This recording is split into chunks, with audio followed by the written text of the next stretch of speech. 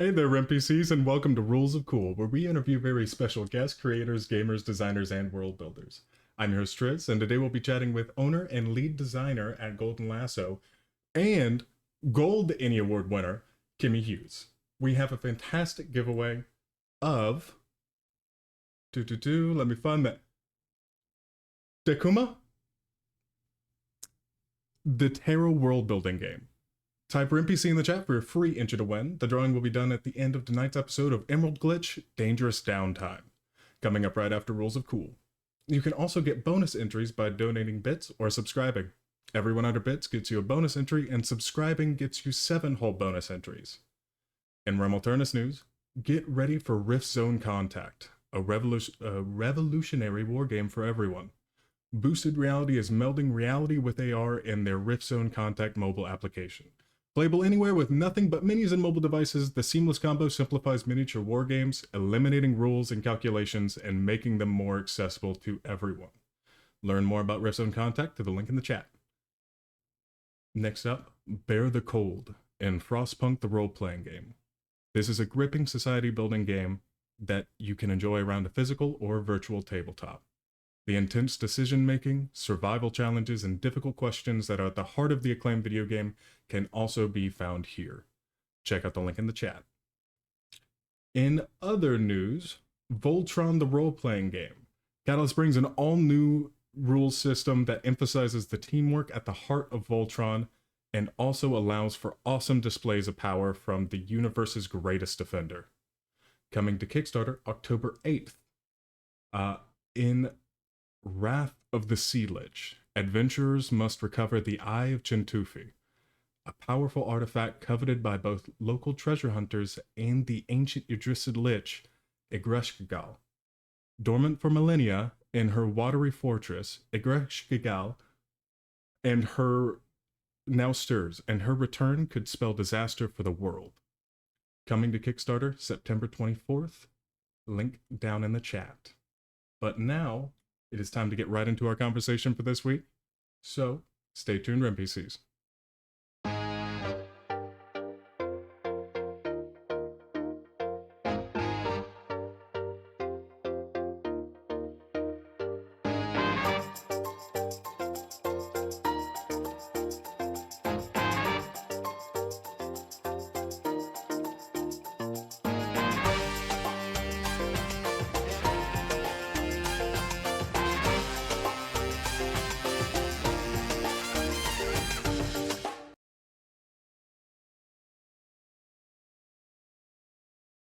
All right, welcome back, everybody, and welcome back to you, Kimmy. How are you doing? I'm great. I'm very excited to be here. Fantastic. Well, it's wonderful to get to meet you, especially after some, surface level research, and also seeing a little bit about that tarot world building game. Yes. Gold Annie winning, as you said, tarot world building game. So yeah. Decima was actually the first game that I designed and released, so it was very exciting to have it do that well. So it was awesome. No, it seems like a really cool concept. I think I had also seen something about compatibility with just being able to throw it in other games, throwing it into 5e. There was a couple others. Yeah, it's like kind of like the game before the game. So you can pull it out and use it to create your world before an RPG in any system or setting. I playtested it for 3 years. So it literally, I've done every setting you could possibly imagine. It's a standalone game too. I played a lot at cons. It's a great sort of like for the Queen or something. You can pull it out when you don't want to like prep a game at a convention or like at 1 a.m. when you're drinking with friends or whatever. And you can build like a world, but it creates the setting of the world. It creates NPCs and like locations. Mm-hmm. So like you can actually draw a map of an important location with anything from like, I've had people run it as like, they did at a recent convention I was at, they were amoebas on a slide as a standalone game. So they like created a whole, like it creates like politics and religion and cultures of the world too. Like what's a word we use for things that we like? Oh, that's, so chill or whatever it is. Like They always come up with better ones than I do. I wrote the game. I don't come up with the best answers for all the questions. No, But they that's fair. were Well, I mean, all of the best answers you would have already put into the game. exactly. So, and then I've done everything from that to like sectors of the galaxy where you draw out like all like full like systems and things like that. And we've done it with fantasy, sci-fi, like modern and everything. We've done it with everything, and I've done it with Traveler. I've done it with Savage Worlds, D&D, obviously. It pairs really well with Powered by the Apocalypse games too. So just like lots of world building and fun with that. Very fair. I might have to talk to you later about a little bit of Shadowrun, but for It now, totally works with Shadowrun, 100% right. credit. Sorry. Oh, you don't? Okay, no. Went down the rabbit hole. No. You all already the- answered my question. Oh yeah. And I am a sucker for tarot.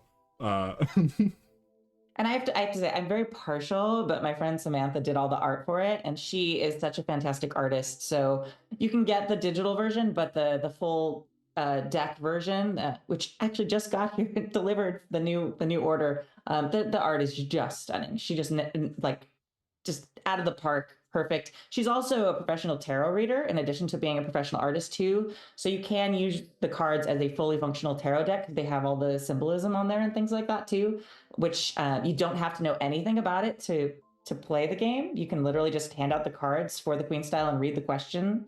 Or if you know about tarot, then you like see the different levels and how all the prompts on all the cards are related to the meaning of the tarot and the inversion. So if you deal a card and it's facing a different direction, it has a different like twist on the question, how you're going to build the world with it.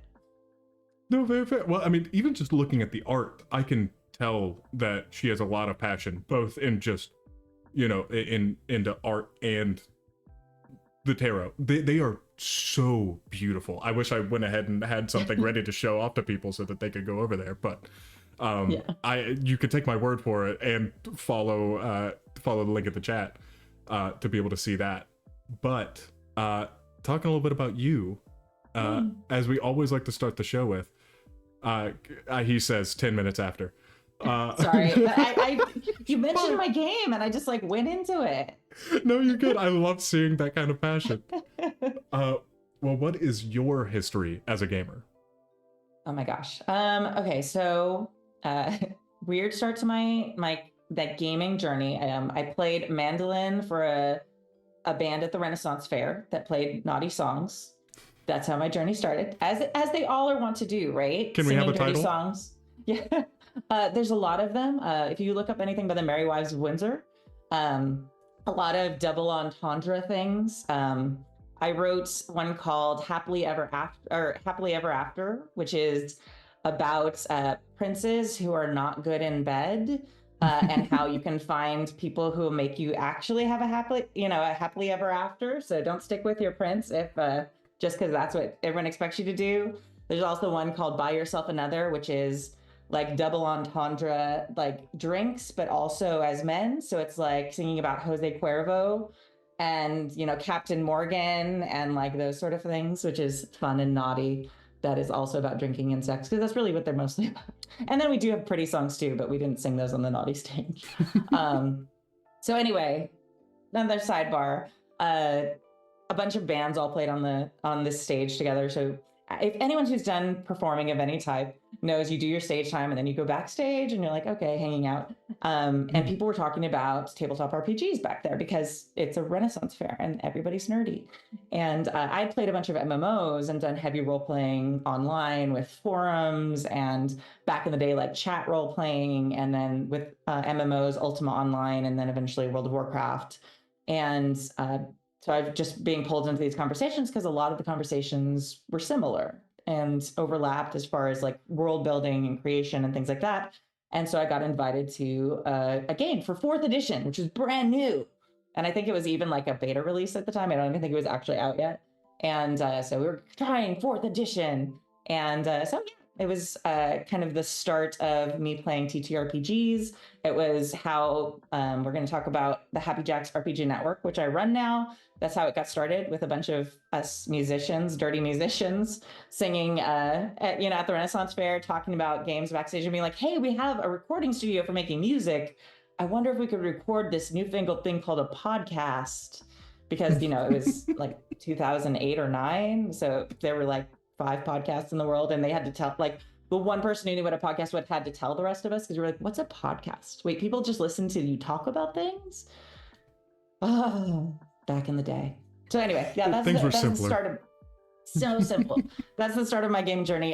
So I've been involved with Happy Jack since then, doing multiple shows, actual plays, advice show is like our real bread and butter, and running that community there. And then eventually I got ideas for making my own games, and I started making my own games. So I created my feminist role-playing game company that I'm making. Absolutely fair. Absolutely fair. Well, whether it's been a part of Golden Lasso or Happy Jacks or anything else, or dirty medieval songs, what is your favorite experience at a convention? Okay, that's so hard. I think a gaming convention specifically was the first time that I heard someone okay, I was actually playtesting a game of mine recently, and I run tables a lot. I actually like cut my teeth as a GM mostly at conventions before, and almost never did campaigns until more recently in the last few years. But I was at a con a year and a half ago, and I sat down running my game at a table. It was a local small con here in LA, and we start doing things, and this young girl is there, and she's like 14. And she's there with a family member, and she's like, I've never played an RPG before. And she'd signed up for my RPG because she kind of liked the sound of it, and she'd like seen me or something, which was cool. And she's like, is this going to be okay? Can I still play if I've never done this before? And I was like, absolutely. So watching this young lady pull the best character ideas ever out of a hat and just knock it out of the park with no fear and just doing an amazing job. She had no idea what she was doing, and she just like jumped in and just enjoyed herself, was the most like proud gaming mama bear experience. Like it, and she and I have like stayed in touch since then, but like she was playing we're going to talk about Starscape in a few minutes, but it was like a sci-fi game, and she's like, I want to be like a spore alien. So it's like I am actually a mushroom, a fungi.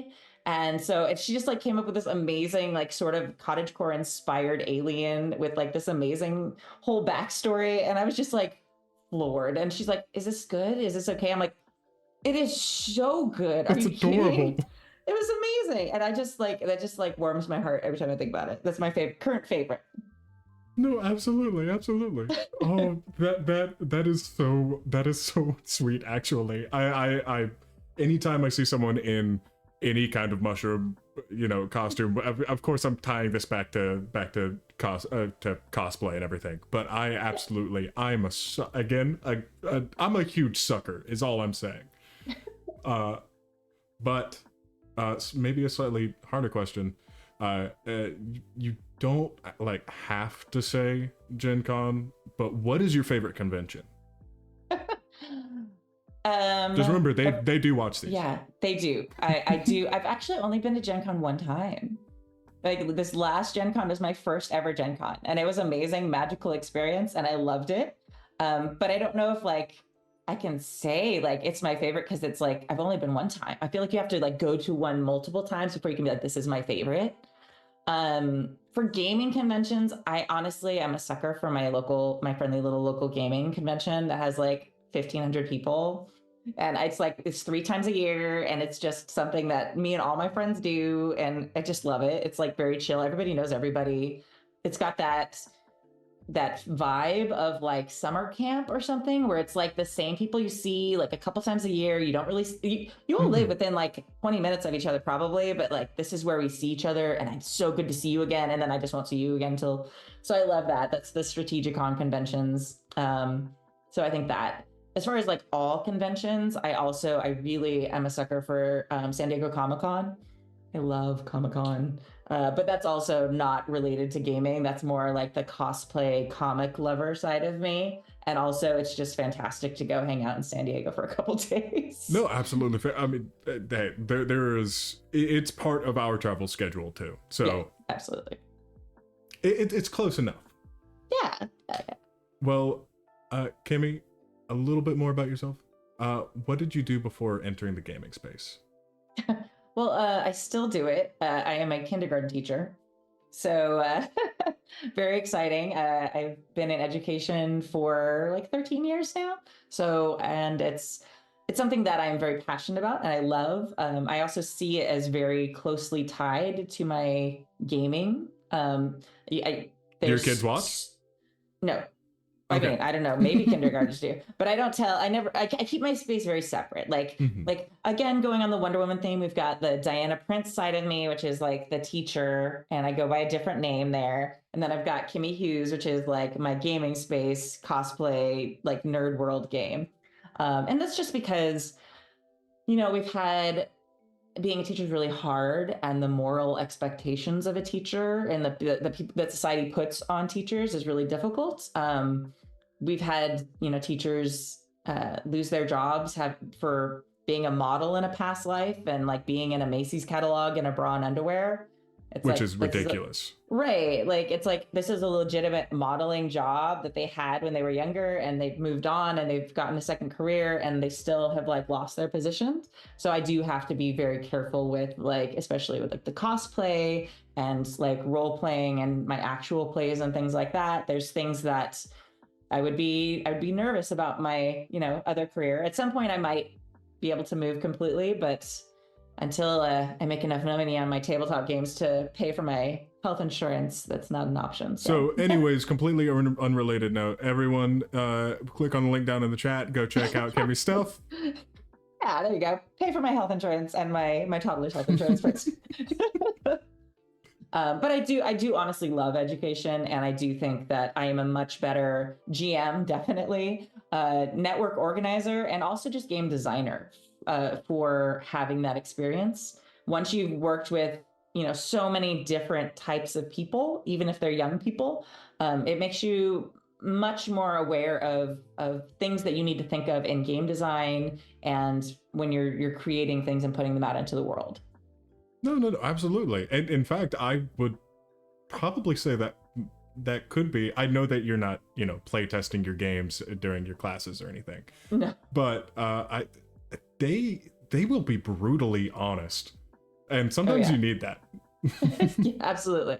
I do have like my group of like kids that are like friend kids, so they're not like related to my career. But yeah, like kindergartners are not like, no, they have zero patience for you to do anything outside of pay a direct attention to them during class time. So it's not like I can't even like check my work email like while they're there. It's like no so the whole time. But it's lots of fun. It's never boring. It's exhausting, but it's never boring. Absolutely. No, I very relatable. Well, after you talking about it a little bit, when did you first get into cosplay? I started cosplay in, I think it was 2011. And I was working at the Renaissance Fair. I was doing historical costuming stuff a lot. I was really into like Jane Austen evenings and things like that. So I was sewing a lot of things for that. I was a big Wonder Woman fan. And that's the year that the Wonder Woman pilot for this TV show dropped. It might be before a lot of your times, but it was terrible. Like the show was never officially released. I eventually saw a copy of it through a friend that was just awful, so bad. But her costume is really bad. And as a lifelong Wonder Woman fan, we had no movies on the horizon. There was no chance of a Wonder Woman live action anything at the time. This was like the only thing. And the fact that she looked so bad, she looked like she'd gone to like Halloween store or whatever, made me angry. So I was like, oh, I'm going to make Wonder Woman done right. This is how she should look in live action. So like I did a bunch of like leather work, and I had a friend of mine from the Renaissance Fair like blacksmith actual armor for her. So it was like metal. Her chest piece was metal. My crown was all like solid steel, and all this stuff. So I was like, this is what it should look like. She had like more of like the Roman gladiator skirt, and I was like, I'm going to show them. I'm going to be the only one dressed up. And then I discovered, oh, cosplay is a thing, and it's a lot of people do it. And then I just fell into this amazing world that I made so many incredible friends with, and I'm still very active in, even though I haven't, for like COVID reasons, done a lot of conventions like that recently. And yeah, it just like changed my life forever. It was super cool. I love the fact that you were kind of doing it before you even knew what it was. Yeah, I was just out of spite. Like it was completely driven by I will show you how this should look. And then at that spite, honestly, it drove my husband owns like a indie film company. So he did, then I helped him kind of work on years later, kind of inspired by that experience, a Wonder Woman like short. And they like basically we've been told by DC like it did really really well. It was a short. It had like a woman named Riley Vanderbilt in it, and it was we've been told by people at DC who can't actually go on the record, but like basically Warner Brothers like took our whole outfit and everything from it, and like our whole video was like on their board and stuff like that. So it was fun. It's nice to know, and we did get invited for no reason to a like super early screening of the first Wonder Woman movie, like 3 weeks before it was released and stuff like that. And they never told us why, but we always just kind of assumed it was like a thank you for giving us the entire direction of a film to go on.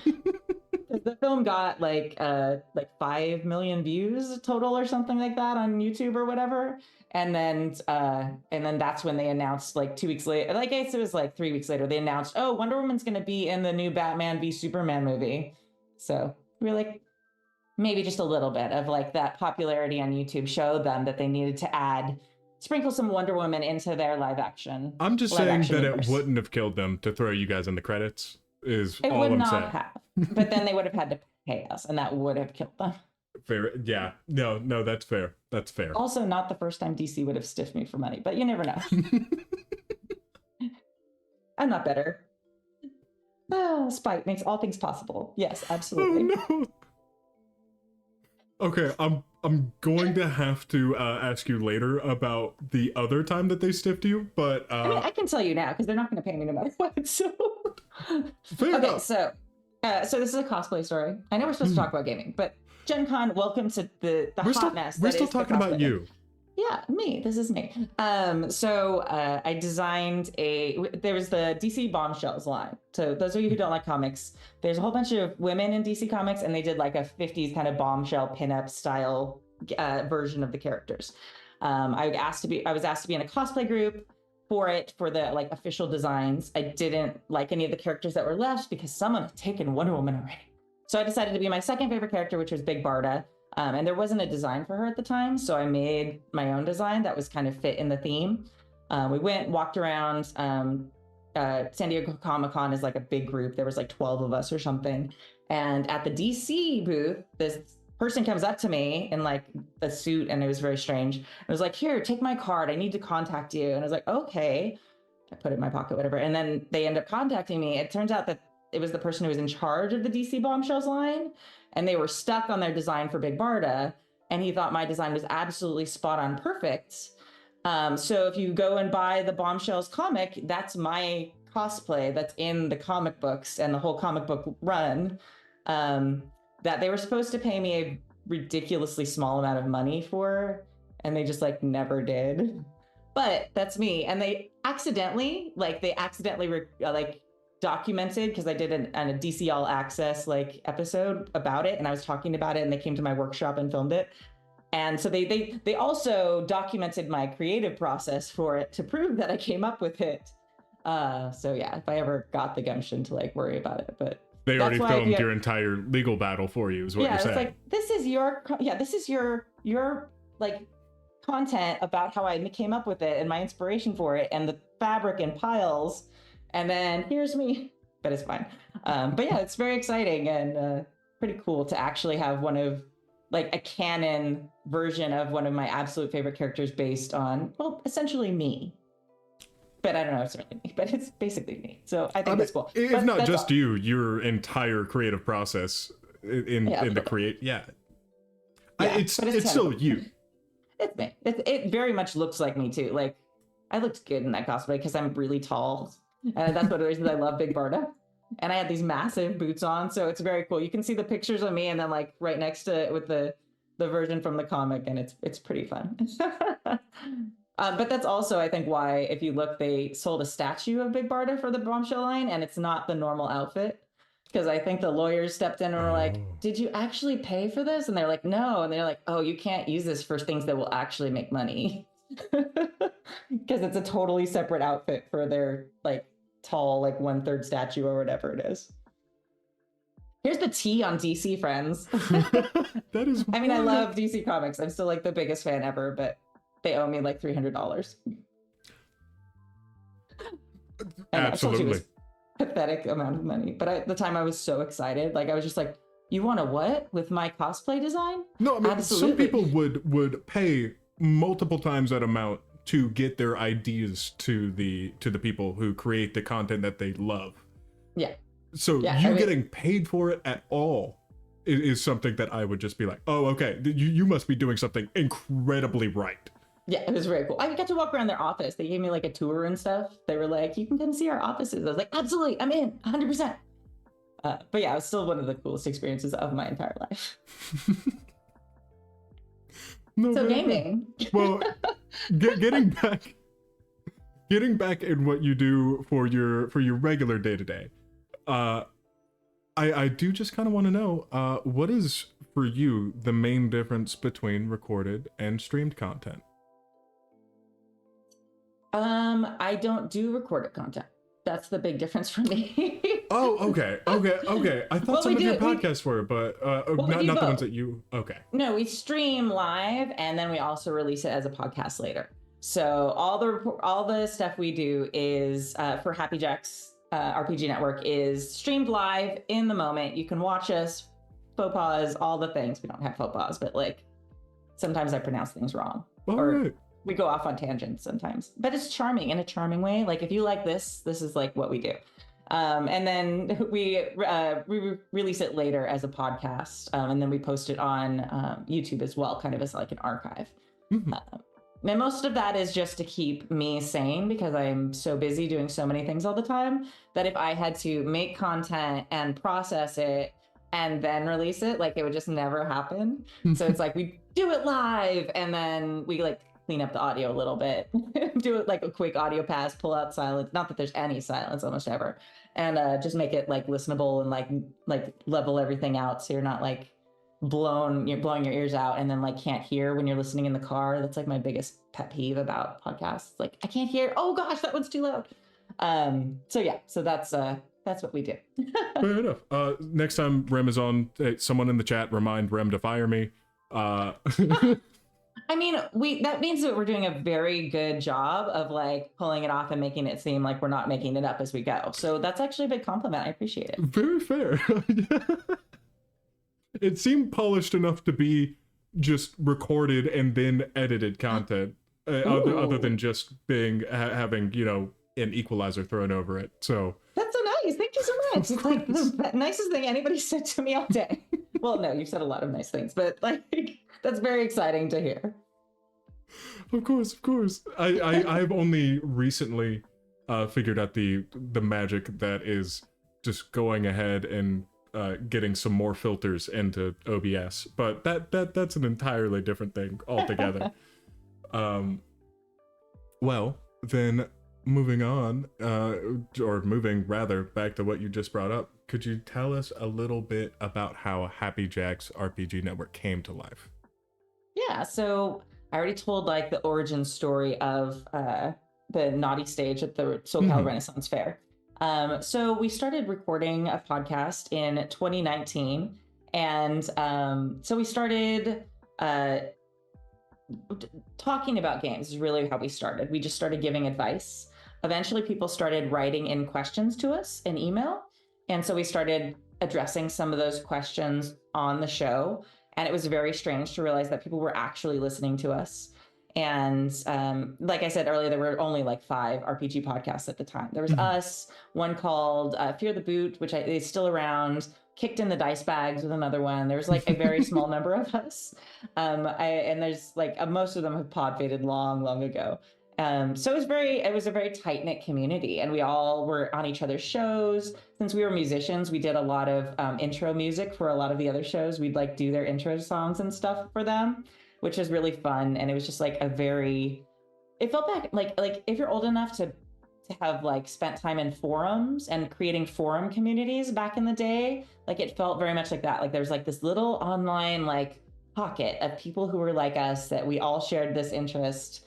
And it was just very interesting. And slowly from there, it built up where we were getting lots of emails from all over the world, which was wild. Like people were writing us from other countries saying, hey, I don't really speak English, but here's my question about role playing. We'd love to hear your answer on this. So it's something that developed very organically. And we, over the years, we had a bunch of different people on who we had in season 6, this guy who we knew because he was my friend Matt's, or my friend Caddy's Shadowrun GM, and his name's Matt Mercer. So he, came on and chatted for a while, and we were all going to go to our local gaming con, the same one I talked about earlier, and he like all these things, and then like years later he hit Critical Role. It was like we knew him when, but it was really funny. After that show we were like talking to him, he's like, yeah, I have this idea for like a TV show where we play D&D and like people watch. Everyone and we was like, that was never going to work. That's what we said. We legit were like, that's a terrible idea. Why would anybody want to watch other people play D&D? That's ridiculous. And yeah, here we are. That's why I am still teaching kindergarten, and Matt Mercer is where he is. But legit, true story. And like, yeah, we've had so many people after so many years, like over 13 years of creating, doing almost weekly podcasts and doing a bunch of actual plays. We have actual plays in, I think, in over 20 different systems at this point, because we've been doing them for so long. And the audio quality improves, friends. So if you started our first AP, don't do that. We learned, friends. So now we have our like actual studio where we've got like the shotgun mics, and it's all sound treated and all those things. So lots of fun. The first one was like, we couldn't fit everyone into we had a little recording studio for our music. So we couldn't fit everyone in there, which is where we'd been recording the podcast. Cause you can sit like 3 people in there. You can't sit a table and everything in there. So we'd like recorded it outside in the backyard. So we learned. No. It's less about learning, more about you upgraded to what you probably knew needed to happen. Yeah, 100%. But it's also like that was literally like 13 years ago. Fair. So it's been a minute. So yeah, but it's been fun. It's been an amazing learning process, and we still have people who are still with us and part of the community after that 13 years, and we still get emails. Like we got one from Paris, France last week. Random things. So it's lots of fun. No, very, very sweet. Now, has anything about the content that you started with till now changed any major way, other than, of course, upgrading the quality? I think just like the awareness. I feel like we very much have reflected the awareness of the industry. Mm-hmm. So when we started playing, like we were a group of all white people. We were different because I played. So we had one, non-masculine voice in the room, which was very unique at the time. And actually we had a lot of people join and start listening because they were like, I love that you have, women and stuff talking about this stuff, which was very novel at the time. And I love that we have changed since then. And I love that, after a few years ago, I ended up taking over. So it's now a woman-run organization. And we have a huge mix of different people. We have a cast pool of like 40. We are completely supported by our Patreons. So we don't do ads, we don't do sponsorship. So we play what games we want to because we like them. So it's very kind of organic feeling. We don't play. I think we tried a sponsorship one time and we hated it. So we never did it again. And again, because we the recording studio is in my garage. We do all these things. Like, again, that isn't to make money for us. I think it's really important to have a high quality group that's making actual plays and content. Not that there's anything wrong with sponsorship, but that is 100% past sponsorship. So you don't have to wonder, are they playing this game because someone's paying them to do it? Or are they playing this game because they are interested? Or are they going to be honest about this game? Because we've started playing games and we've been able to be like, oh, this is terrible. These rules are unusable. We're ending this campaign here. And we're going to pick up with these characters in this other system. So we're able to be super brutally honest and really just enjoy ourselves. Because at the end of the day, that's really what we are. Everybody on the network is a friend. So, and everyone, we don't do like auditions or calls. It's like someone says, hey, I have a friend who'd be great and really wants to play. Then you're kind of vouching for them in the friend circle. And then we have them do a one shot or two. And then they're invited to, the Halloween party every year. And you just become part of the giant, massive friend circle that hangs out in my backyard like a lot. That's wonderful. That's wonderful. Yeah. It's very fun. And that's sort of like my strength as a person. Like, I feel like it's like ties in with like my being a teacher, a kindergarten teacher. Like, I collect people. Okay, everyone, we're going to be friends together. Everybody have fun. Like, I'm very much like the herder of cats / mama bear of the channel. Like, when people don't get along, we have our conversation together with them. Hey, let's talk about our feelings. And then like, we all just hang out and drink. It's fun. Can you come be our HR just for a bit? Does that work? I mean, I have like about 4 hours where I sleep every night. I could use that time, maybe. Oh, okay. Well, we'll have to time sleeping. Okay. We'll have to talk about it. I'll try to make sure that all of the kerfuffles happen in that time range, and then we'll be good. Since we're running just a little bit low on time, we haven't talked about anything. I'm so sorry. It's so off topic. Well, then let's talk about it. How did Golden Lasso itself come to be? If it's not too different, how did that spin out from Happy Jacks? Where did it come from? All these things. Well, I cosplayed under the name Golden Lasso Girl for most of it. So that's still my handle on the internet if you're looking for me personally. But I started getting ideas for making games after playing games so long. And it was really important to me. I thought about, I did try and go and pitch my games to a couple places, and a lot of them really wanted to change them. Things that I felt were really fundamental about them, things like the artwork and things like that. And I just felt like most of the publishing companies out there have at least some point in their hierarchy an all men or all masculine filter where everything goes through. Even if they have a great intent, even if they're not really changing anything about the game, it still felt like it had to get this masculine stamp of approval to like be made.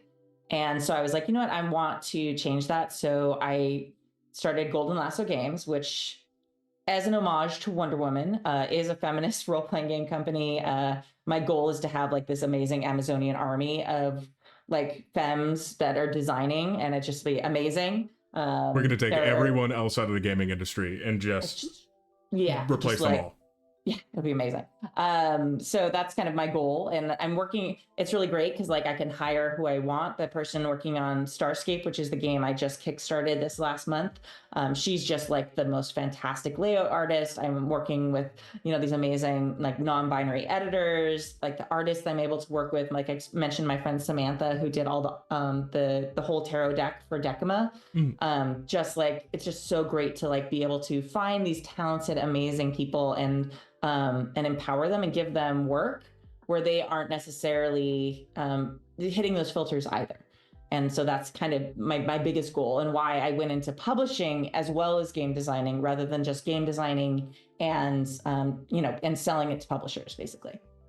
No, absolutely. And like just being able to take back those reins and genuinely just say, yeah, sure, if I go through this like easier route, then I can make more money right now. Sure. But I love that. I love the idea of being able to take back control like that. Yeah, it's fun. And I love the whole creative process too. Like being a cosplayer, like the visual design elements and things like that are things I'm very passionate about. So I also love that I'm able to give each of my games a very unique feel. So if you go and look at Decima versus Starscape, it's very different vibes. And then I have another game called Virgins and Vixens, which is a feminist game about like rewriting the tropes of women in fairy tales and folklore. So you start off as one of the two-dimensional tropes found commonly in stories and fairy tales. And then as you play, you gain empowerment and you become a three-dimensional, like unique person / character. And the design intent is for you to play as a woman. And so that's one of those games that I don't think I would have ever gotten made if they're, with a publisher. And I have, men friends who played and are like, it was really awkward at first. Like I felt like I was making fun of women when I was this two-dimensional trope. And it's like, yeah, that's the point. Like that's the commentary of the game. Like you're supposed to feel awkward about this Feels trope bad, that doesn't is, it? yeah, it feels bad, man, right? And then as you become a unique person, it feels better. And so that's kind of the whole point of that game. But they each have very unique like visual styles and layout and things like that, which is really great to be able to not just write a game with intent, but also create the imagery for the game that gives the player the experience that you want and sets up the tone right from the box.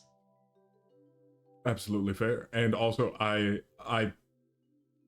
I still find myself tabbing over to the store page for Decima myself, because so I don't normally put in my name for the giveaway. I think I might have to just throw my name in there, just in case, Just in case, just to see, just to try it.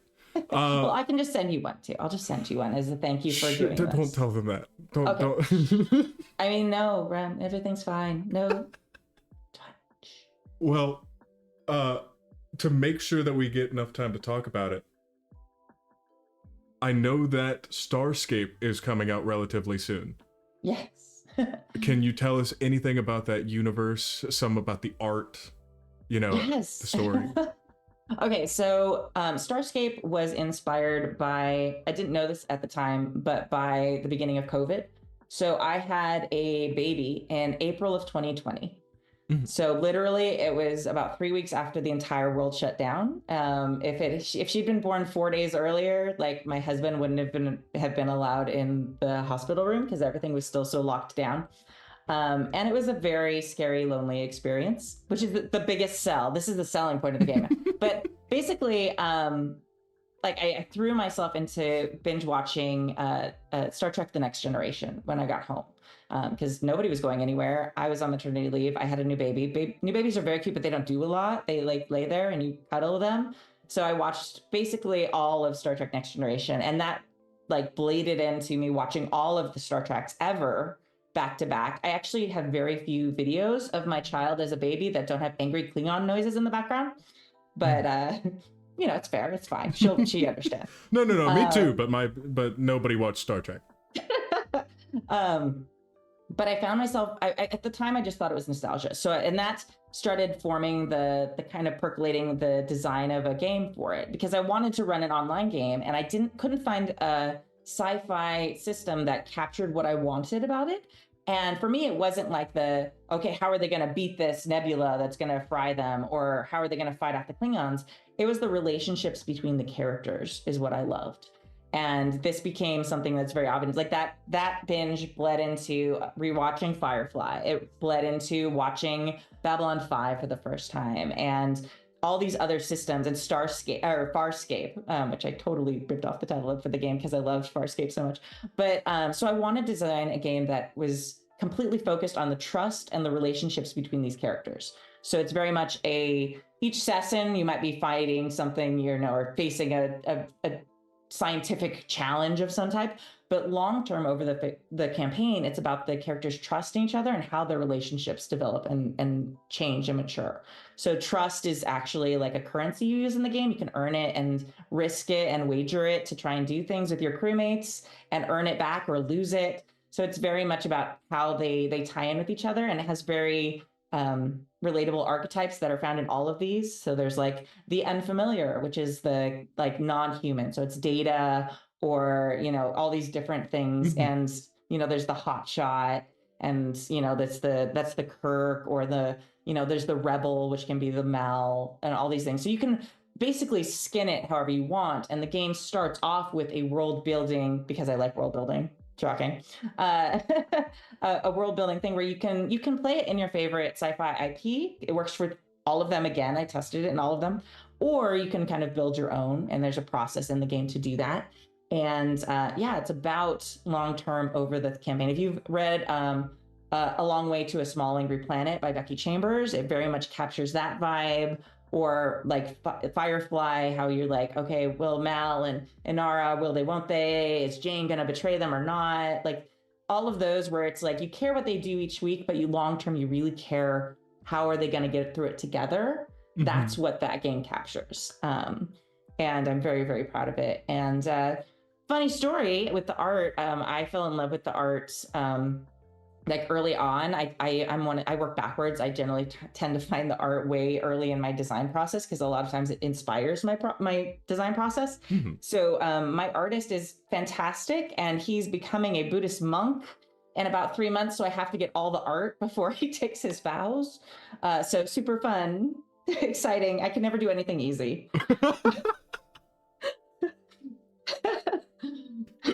That is kind of wild. Okay. It is super wild. But yeah, it is fantastic, and it's really great. And you can go download on, if you go to the Kickstarter page, we are taking late backers, but you can also download the quick start of the game, which is really beautiful. I didn't do the layout, so I can say it looks beautiful without being like super full of myself. You're allowed to be full of yourself here. You're okay. You're good. It's fine. Yeah, but yeah, it's fun, and you can play it and test it out. And I love the art for all my games, but I love the art for this. Like, it's one of those things that I found early on and just captured that wonderment. Like, space is beautiful and has opportunities, but is also kind of dangerous and lonely. Because it really is about you being in this little like shell. Like when you think about, and I think this is why during COVID I was so attracted to watching these shows, because it was about how you can trust these small people or this people in a small space. Like, these are the only people you have contact with. How do you create a fun, fulfilling, enjoyable life when you have to live in this little like space, like tube and that's outside of that, you can't go. So that was the worst sentence I've ever said in my entire life, but you get it. Like, no, you're fine. I do that anyways. Yeah, right. So basically, like, I think that the isolation and finding and creating these beautiful found family stories in isolation was something that really spoke to me at the time, and very much contributed to kind of the design and how it came to be. No, absolutely. Actually, in Emerald Glitch, we have a trait that's somewhat similar. It was, I don't recall if it was made by our game master himself or if he pulled it from somewhere else. We do all have a trait that is called we just click. That does end up, coming into fights, coming into into communication with each other, stuff like that. So I love anything like that. It is so really good. And yeah, since we have about a minute, I finally, or well, before you do all of your goodies, I have one last question. Other than your actual child, I need you to pick your favorite child right here on stream. Out of your game, out of your current library, what is your... I'm going to let you have two answers. Okay, I'm going to go with... I only need one. Okay. Actually, Virgins and Vixens. So it was straight from my heart game. I did it for an itch jam. So I did the entire game in 7 days, which is design, finding the art for it, the layout. It's like true, like all free use art. Like, it's all like storybook art from like the olden days and stuff like that. No, I saw a few of the images. So it's just like the rawest, like pull it from my heart, like ta-da, like this is it. I love Decima, I love Starscape. Those are much more thought out, planned things. So I feel like this is like me and design in its rawest form. No, absolutely fair. That was a kind of shocking answer. Not because of anything about it. Normally people are just like, oh well, I can't really do that. I'm going to say my newest one. Yeah. So I really like that. That's such a good, honest answer. Yeah, I mean, I love Stars. I love all my games. They all say something different, but I feel like Virgins and Vixens is like the thing I did that made me fall in love with design, and letting me know I could create an experience for players that like communicated more than just you're having fun with your friends. And I loved that was like the light bulb moment, and that like spiraled off into everything else. No, absolutely. Well, Kimi, now that you very quickly told us your favorite child, where can we find you? I am a lot of places, my friends. You can find me, goldenlassogames.com is my design and my store. Decima is actually, as soon as I log off here and put it as the available again, it is no longer sold out, so you can check it out. So Decima is available on there, Starscape links. You can find versions of Vixens on there, and you can see my Mains and Magic, which is my upcoming barely started unicorn game for kids, which is inspired by me wanting to roleplay with my child. But and you can find me at Golden Lasso Girl on most things on the internet, everything. And then from there, it's pretty easy to find. If you go to Kimi Hughes, which is KIMIHUGHES.CARRD.co, there's links to literally everything. happyjacks.org is Happy Jacks RPG Network. And from there, you can find our very, very active, very cool, friendly Discord. We also, if you go to twitch.tv/happyjacksrpg, that's where we stream live. And yeah, I think there's so many of, like, at Golden Lasso RPGs on X is or Golden Lasso Games everywhere else, because Twitter has a weird character limit thing. But if you go to any of those places, it's pretty easy to find everything else. No, absolutely, absolutely. So long as it's all connected to that main one right there, then we should be good. But Be and if you can't find anything, you can always like at me and be like, hey, you mentioned this thing, I can't find it. And I will be happy to point you in the right direction. I'll be like, okay, friends, we're walking this way, everybody. Eyes forward, keep following. Don't teacher them. Don't teach her. I do. I teach your people. Sorry, it's a thing. You can't stop. Won't stop. Okay, no, it's okay. sorry. I'm just saying that because I'm jealous. Anyways, Kimmy, it was lovely speaking with you. And we are getting close to the top of the hour, so I just wanted to thank you for all of your energy and everything that you do for the gaming community. Thank you. It's been so great to be here, and I've really enjoyed this conversation, and I hope people who listened got something out of it other than just like wild rambling stories. But if you got that, that's fun too. It was fun for me. But good. Me too. All right, everyone. We will be right back. Here in just a moment.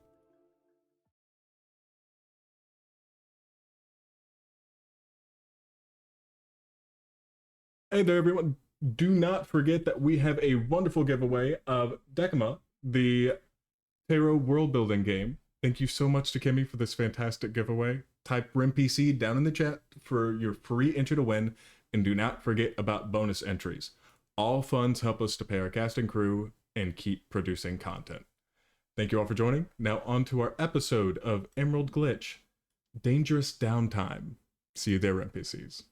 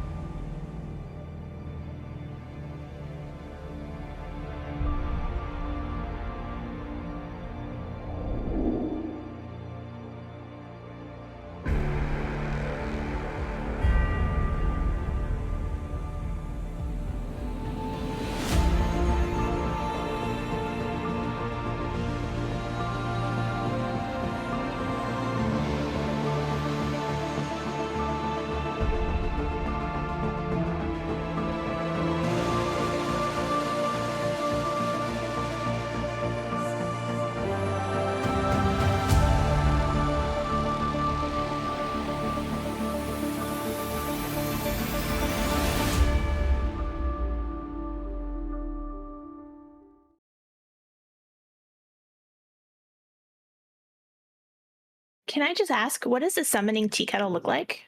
Oh, a summoning tea kettle. It is made out of cast iron that has been painted ritually with symbols in blood, obviously, that are then coated Obviously. and shellacked over so that they don't flake off, but that way it can last for centuries. And we use a nice clear coat though, so you can see them quite nice, quite clear. We mix in with the blood, we mix in the iridescent paint, so it gives us a nice little beautiful shimmer, especially as it heats up. And as you heat it up, that's where the magic happens, because that is when all of the symbols start to glow and get bright and beautiful. And as the tea kettle whistles, that is the summoning ritual complete. If you have an interest in using the summoning tea kettle, or taking part in any of the other worlds in our games, you don't have to have experience. Just join our Discord, and the GMs will work with you and help you find a game you enjoy. The link is in the chat. Ready to level up your cosplay game? Check out the Geek Forge on Etsy. With a variety of props to give your photos that extra spark, you'll find just what you need. Hold magical fire in the palm of your hand, or take a potion to restore your mana. With a large variety of colors, you can choose your own magical flavor for your cosplay. Bring drama to your photo shoots with these vibrant props and more, all available at the Geek Forge. Are you ready to level up your cosplay?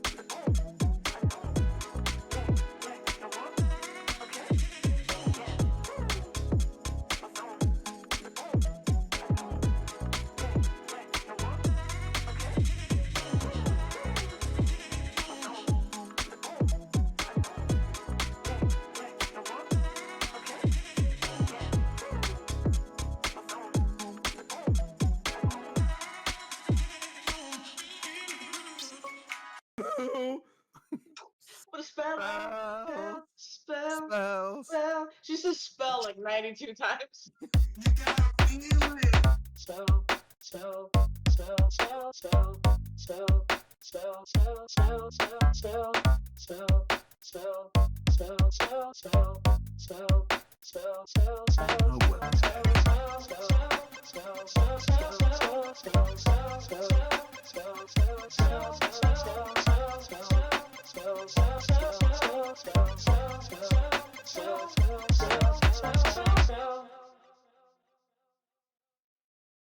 You get to play with us now, which is so exciting. So with channel points, bits, and subscribes, you can give rewards to the player of your choice.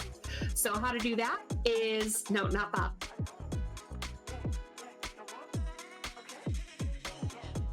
Channel points, I believe it is 500 points, gets you NERPs, which is +3 to any dice roll to the player of your choice.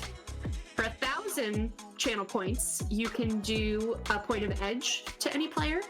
And for 2,500 channel points, you can do 4 edge to the player of your choice. Now for bits, for 100 bits, that's $1, you can do the NERPs. For 200 bits, that's $2, you can do the point of edge. Or for 500 bits, that's $5, get 4 edge to give to the player of your choice. And finally, again, the subs, if you subscribe, you can give 4 edge to any player.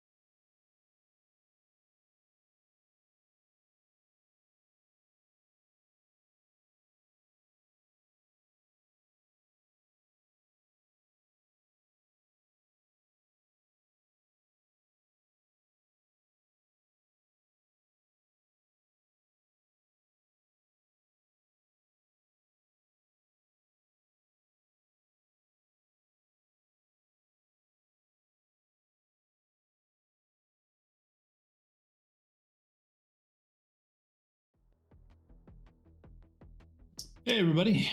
Welcome back to Emerald Glitch. We are still in the midst of our downtime episode, the time between runs where runners train, figure out what their crazy ex-girlfriends have been doing to them over the last several months. I'm sorry, is that a bit too on the nose? Um, uh, and also discover new things about the world of magic. I will use that as a lead-in for Tara's character Roven.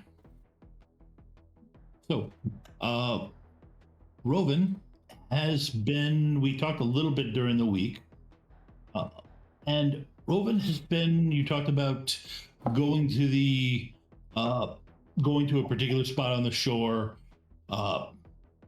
trying to work on your conjuring, getting more in touch with spirits. Okay. Now, Roven's their magical training, it hasn't been like you went to a college and went through a full. No, it's been hit or miss, learning here and there. By instinct from certain people on the streets. I've been living on the streets since I was 10. So just like learning from whoever will teach me. And Okay. yeah. So essentially you're kind of approaching. So yeah, essentially they're approaching this the same way. Yeah, I've never been initiated, and I just kind of go by feel. Okay. That's what it is. Yeah.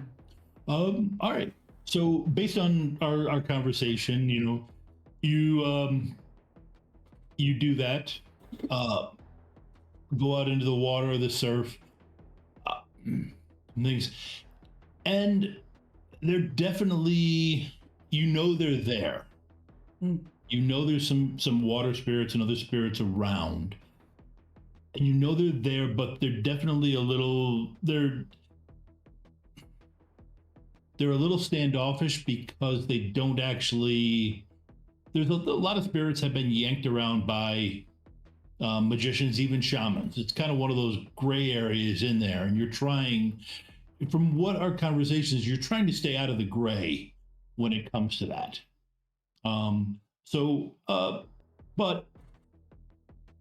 So going through that, it's probably not my first but yeah, there's a second. As you go through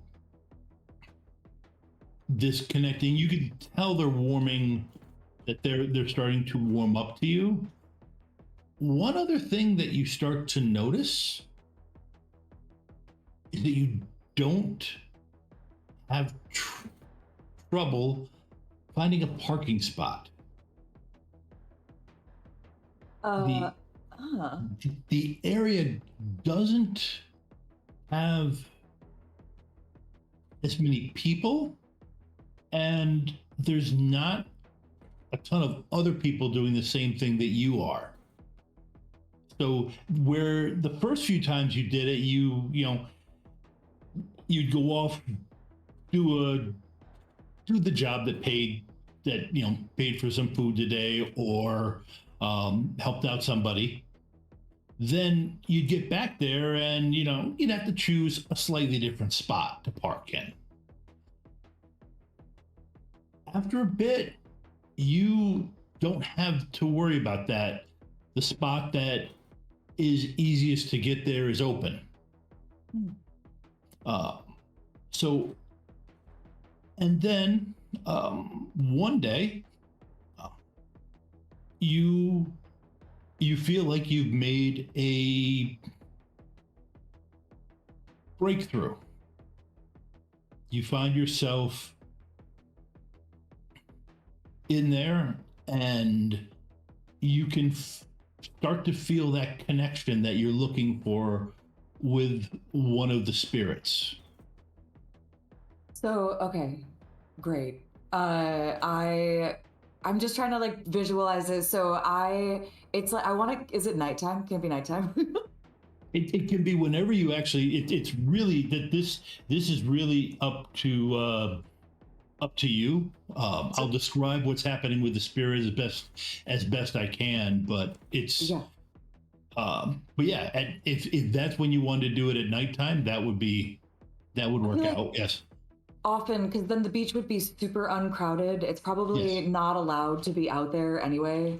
And I've been kind of imagining that I've been parking off road, but I do also like the image of like the bus being parked at the edge of a really like full parking spot underneath like a street light.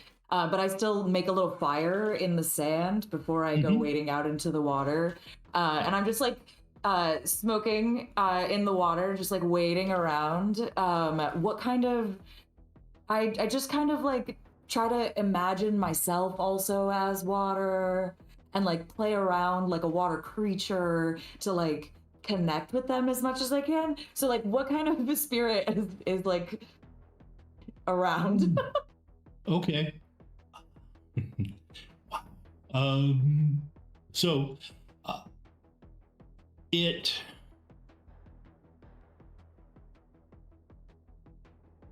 it feels fluid, and you notice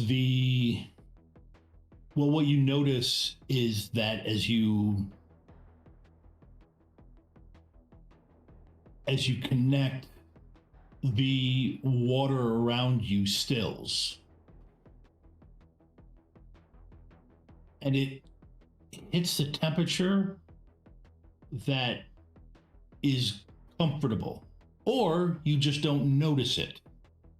You're not sure which it is, but you're comfortable. The water stills, and you.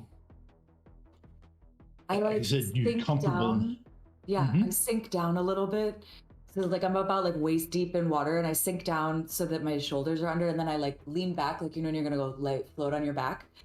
And I take like a really long drag on my deep weed that I'm smoking, and I am going to roll into the astral so that I can like float in the water, but like be astrally projecting. Okay. And like I'm thinking of myself as water. Yep. I'm like gonna commune with the spirit. Jeez. Okay. Yeah, you did this faster than I thought you would. But you happen to be saying the exact. You're approaching it the right way. All right, just for.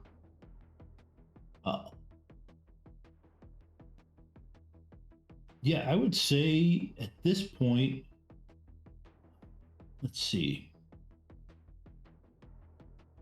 Wow, just realized, which is probably good. I hadn't even hopped into the spot where the dice rolls were happening yet. I only just hopped on the Roll20 table myself. Yeah. Oh, I didn't even notice that you weren't in yet. But it's not my okay, I'm just to warn you, I am taking a look at your character sheet real quick. Oh, because yeah, it freaks me out when it moves around against my wishes. Yes. Okay. Go ahead and give me a conjuring roll, and if you can add what? At my old level, because I am at my old level. Yep, at your old level. Trust me, this is, if this works, it's going to be. It's gonna work. Watch it. Yeah. Oh, I think it will. Yes. Well, okay. So the other side of this is, in this situation. Yeah. I would spend. I think you probably want to go up to the top, reroll first. Yeah. First off, click the edge toggle at the top of your character sheet. This is the kind of thing you want to pre-edge, especially with your dice pool. Huh. And also add 2 more dice to it because of your, actually, yeah, you can do that through modifiers. Add 2 more dice, additional 2 more dice to it from the deep weed effects. So I am just gonna roll 4 more dice? Or do I need to do something? Do I need to edge the roll? I have never pre-edged a roll before. What happens? Well, at the top of the character sheet, I just tossed a toggle that you can see. I can see that, yes. Yep. So that one turns on pre-edging. And then if you go ahead and roll your conjuring, but when it comes up with the modifier, put in a 2 for the deep weed that you've been partaking of. You're gonna let me roll it again? Yes, I'm gonna let you roll to start off from scratch because of that with the pre-edging and everything. Thank you. Yep. Yeah, that actually does it. Okay. At this point, you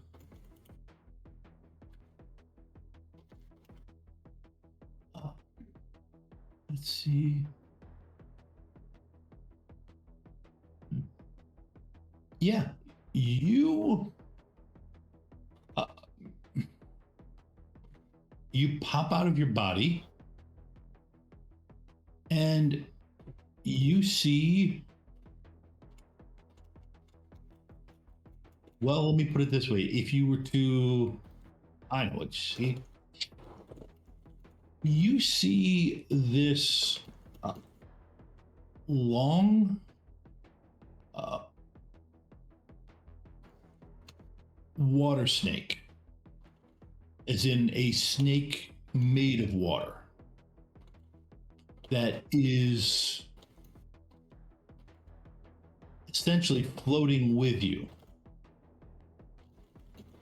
in the same space. Now, is Rovan at this point? Actually, you went astral. Did you go into the water with clothes on or au natural? Clothes on. Just a few. Okay, clothes on.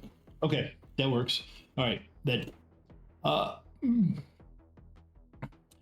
And the snake slowly floats to you and seems to encircle you. It's not trying to grab you, it's just literally going around you, looking at you. And then with it coiled up like that, and it's moving fairly slowly, so if there's something you want to do, feel free to say it. If it's like, I'm imagining I'm still laying on my back and it's like circling around me, and everyone, like, I can catch its eye, right? One of its eyes every once in a while.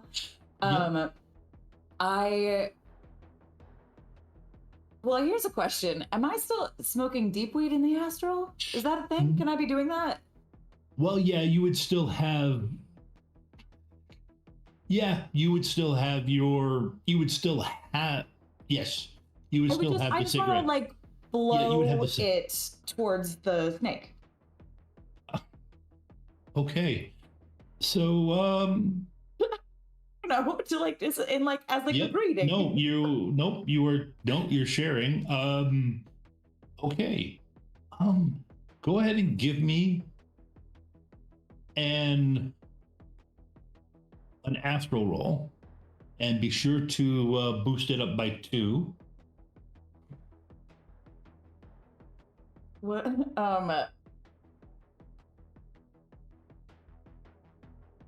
Wow. Okay. I'm going astral. You said with a 2 booster? Wait, Yes, do I with a need to 2. take the edge off or leave it on? No, it's still on. Okay. Boom. Um,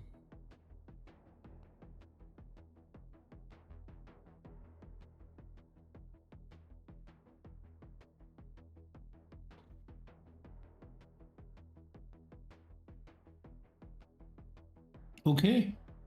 The all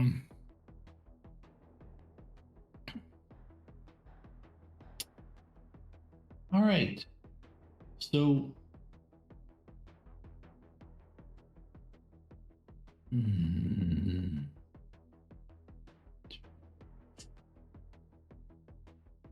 Also, can I turn into a snake in the astral? well, Can I like also be a water you snake? as you're looking in its eyes straight on, you feel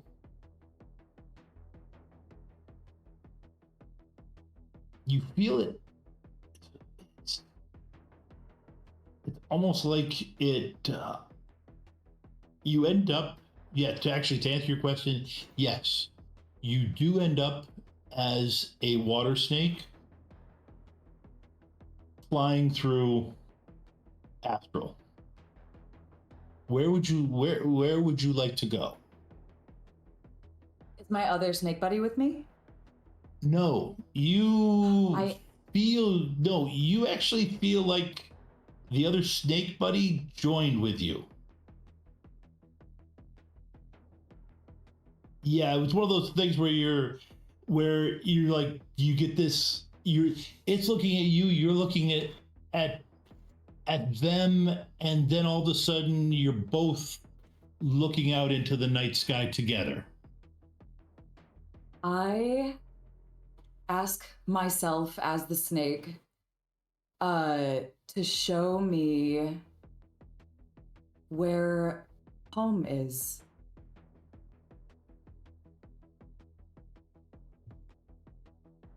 Okay. Yep. All right. You feel it loop up. It dives back into your body, and you open your eyes in your body, realize you're underwater, but then you feel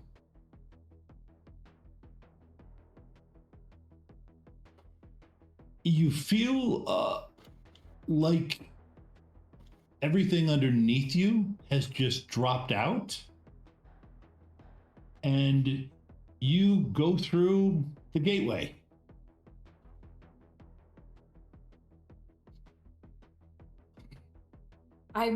Okay, so this is triggering my thalassophobia. Anybody also terrified of the deep? I'm joking, but not really. Yeah. Like, it's terrifying. You saying that underneath me in the water, I feel like there's no bottom to the water anymore, and I go down through a gateway?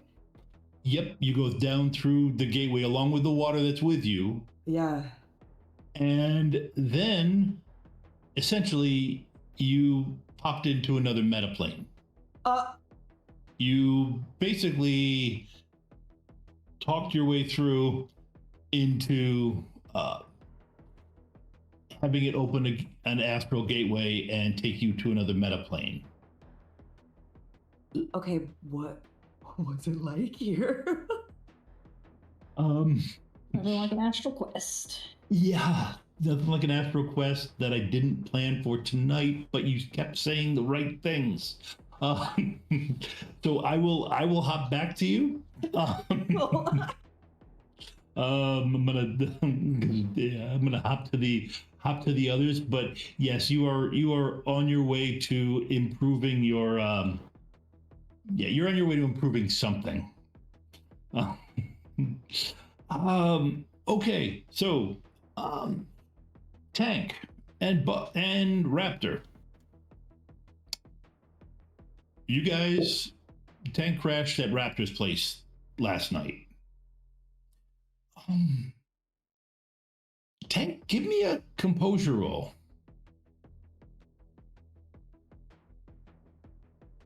2.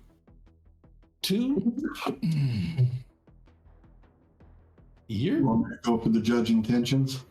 Yeah. Yep. 4. Mm-hmm. Okay. So I see that TJ totally shocked you too. That man really came through. What? Well, so written all over your face. You seem kind of off. Yeah. You was in contemplation. Oh yeah. You don't, Tank. You don't feel good. Oh no, man! It was it's one of them donuts. They're coming back after me. Oh, you know what I'm saying? Oh, I need to get some boosters and maybe swing by the store and pick up some juice or something. I should be good. You sure, man? Yeah, no, I'm always this color green, man. No, you ain't. No. Ain't true. He does have all the look of somebody who's going through a withdrawal. So I have paler skin, sweat beating up on my forehead, even though the room is icy cold. My hands are slightly puffy, and when I stand up, it's slow and slightly jerky. And considering that you've watched me jump off one building and land on another building 3 to 4 meters distance, I am incredibly agile on my feet. But watching me stumble would probably be a signature, like, oh, something's wrong. What kind of boosters are you normally on? I will finger through my coat. I will finger through the businessman's coat pocket, because it's not my coat pocket, and I will pull out a collection of my boosters that I picked up from my house last session. Oh my gosh. Well, I'll take a look at them and everything like that. Yeah. There's no labels or anything like that on them. No, but they have a similar capsule look to them typically. Or Coke is Coke, Pepsi is Pepsi. Yeah. So man, like, taking too much of this stuff is going to get you in trouble. I get it. Like, sometimes you need an edge, but like, you got like the Wuji edge already. Like, how much of an edge do you really need? Oh, edge. Oh man, no. Yeah, this is kind of like bonus points. It's not like I have the energy that comes along with being focused warrior, man. So I've got chi going for me. This is just extra. Is it cold in here? Right now, your chi don't look no good. Like, I don't know if that's supposed to be chi on your outside there dripping down your forehead, but like, it don't look too good. Like, I was planning on going by a street dock anyways today. Maybe you should like come with. All right, so he's hard-headed. I'm definitely gonna, my knee-jerk response for Tank's gonna be, no man, I'm fine. It'll just take me a little bit to recover. I'm tough. I heal fast. Oh, I get that, man. But it wasn't for you, it's for me, man. Because like, I think like if I go under the knife, I might have some sort of allergic reaction to the anesthesia, and it might kill me. Oh, you want me to go with? So like, I need you to come with me. Oh, I got you, man. I can totally do that. Yeah. Do I need a composure on that line? nah. No. Okay. Like, Good. that's also completely plausible and everything like that. So All right. Yeah, I wouldn't disbelieve you. yeah. So Thanks like a puppy. He's too trusting. Yeah, well, I mean, definitely he's too trusting. There's probably a very good understanding of why that happens. So yeah, totally. I'm going to probably let's pick some boosters to kind of stay. Am I feeling off? yes. Yeah. Okay, so I will hit a long haul, a Nova Cokes booster, and I think does that stabilize me? And if not, maybe a stim patch? Because you said I lost half of everything, right? Yeah. You'll have to see as you go. So you combine all those and you toss in a stim patch to give you a little bit more. Mm-hmm. Okay. All right. Go ahead and give me. I'll definitely boost my body prior to hitting all that stuff, so it gets me some extra dice in there. Okay. So let me do that real quick. Yep. And then I add 2 to make it right. I hit submit. So that increases my body by 3 for a short period of time. And then I'll go ahead and I'll activate. Since we cut my stuff in half, I only had 1 long haul, so that means I have none unless Raptor has some. But I think Nova Coke and a stim patch might pretty much balance me out, which will cancel out all my Nova Coke that I have. So puts me at a 0.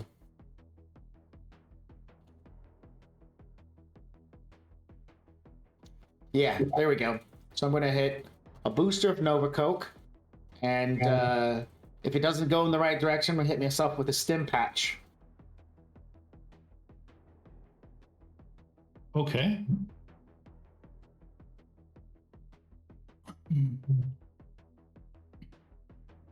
All right. That seems to. Well, give me a composure roll. Sure.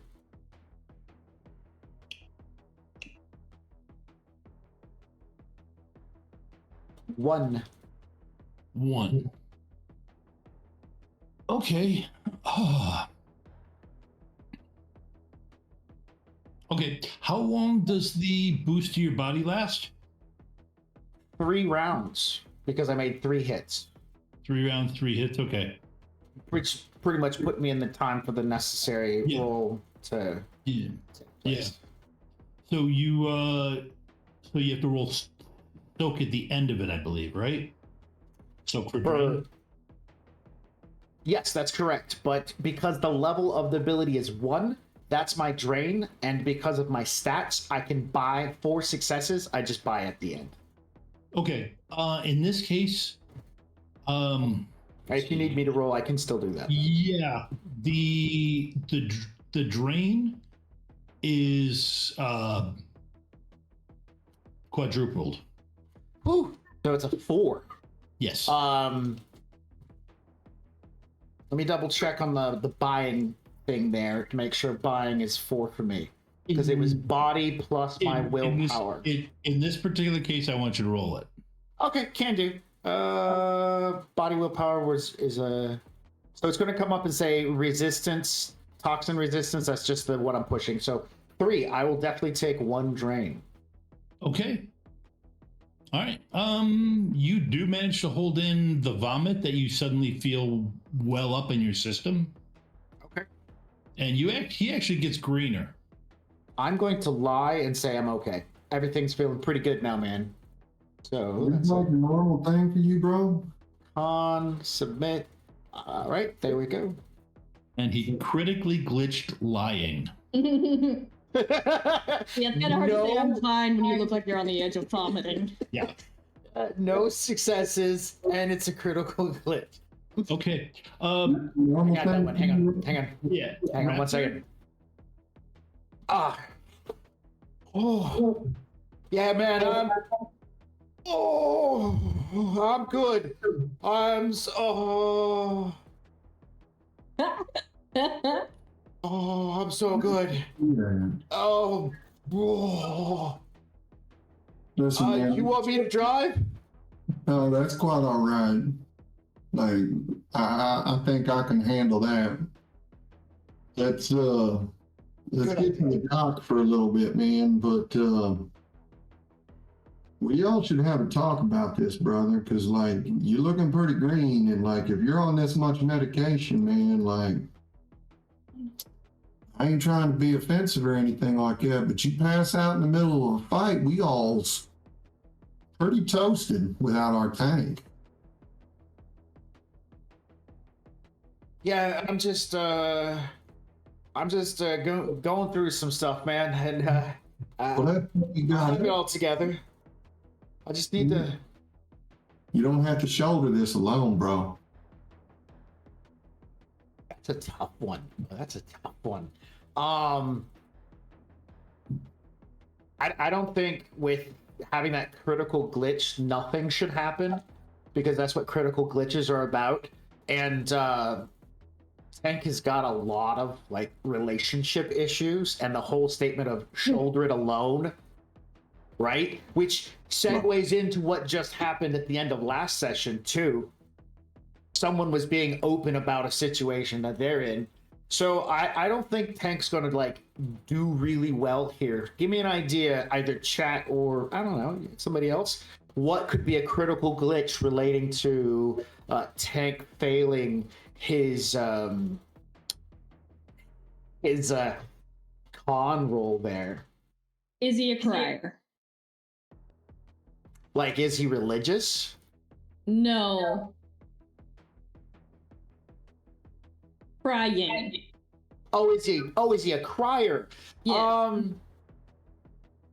No, he definitely grew up in a very macho society, a macho mentality. If you know anything about Japanese culture, so as a young man, he definitely like was told crying as a no-go, and as being raised in the Yakuza tradition, that sign of weakness would be, frowned upon greatly. So he gets that single manly tier. But does that boot cause everything to burst?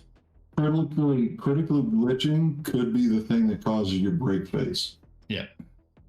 Ooh, I like that. That's fair. That does. Yeah. That does.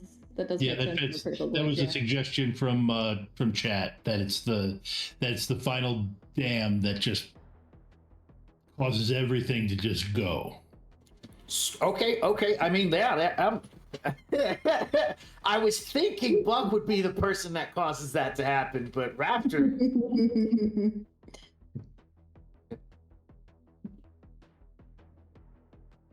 We can't hear you, Max.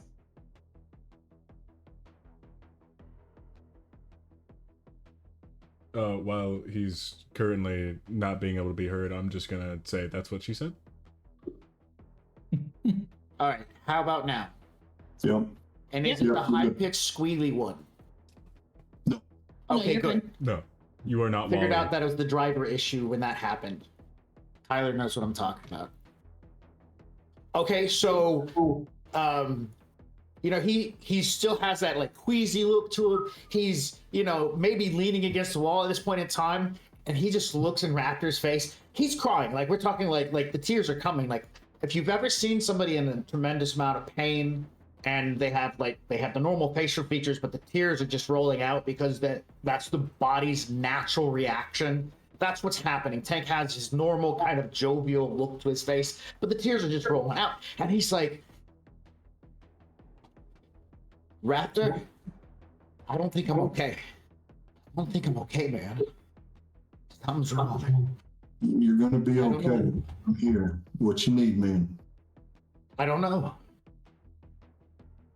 I think I need candy. I don't mean like candy. I need her. I don't know why. Have I ever met Candy? Would Raptor have ever? Oh yeah. You guys, everybody here has met Candy. She has been a mainstay in Tank's life for like at least 5 years. So when I met you guys, Candy was already part of my life. She's my go-to for spells, stuff, magic, arcana, jobs. She's my dealer for boosters. We've had a very on again, off again relationship for the entirety of which you guys have known him. And after the situation 2.5 years ago, right, where you guys, sorry, that was earlier last year, where you guys saved me from the fight scenario where he got the damage to his head. She swooped in and snagged me and said, "You guys can't help him. He's mine. He's my responsibility." Basically, and being the chum that I am, I went with her because that's just who Tank is. I get that you're reeling, brother. I really do. Like, but you gotta understand you ain't alone. Like, look at me. Seriously, look at me. When I say that you're my family, that ain't saying nothing lightly. Means I go to the bat for you every single time. I put my life on the line for you. I put my life on the line for any of these people here. You got people in your life who care about you more than you know. Me seeing you green like this, that's got me worried, brother. Like, and I get it. She tore it on out, stomped on it. I get it.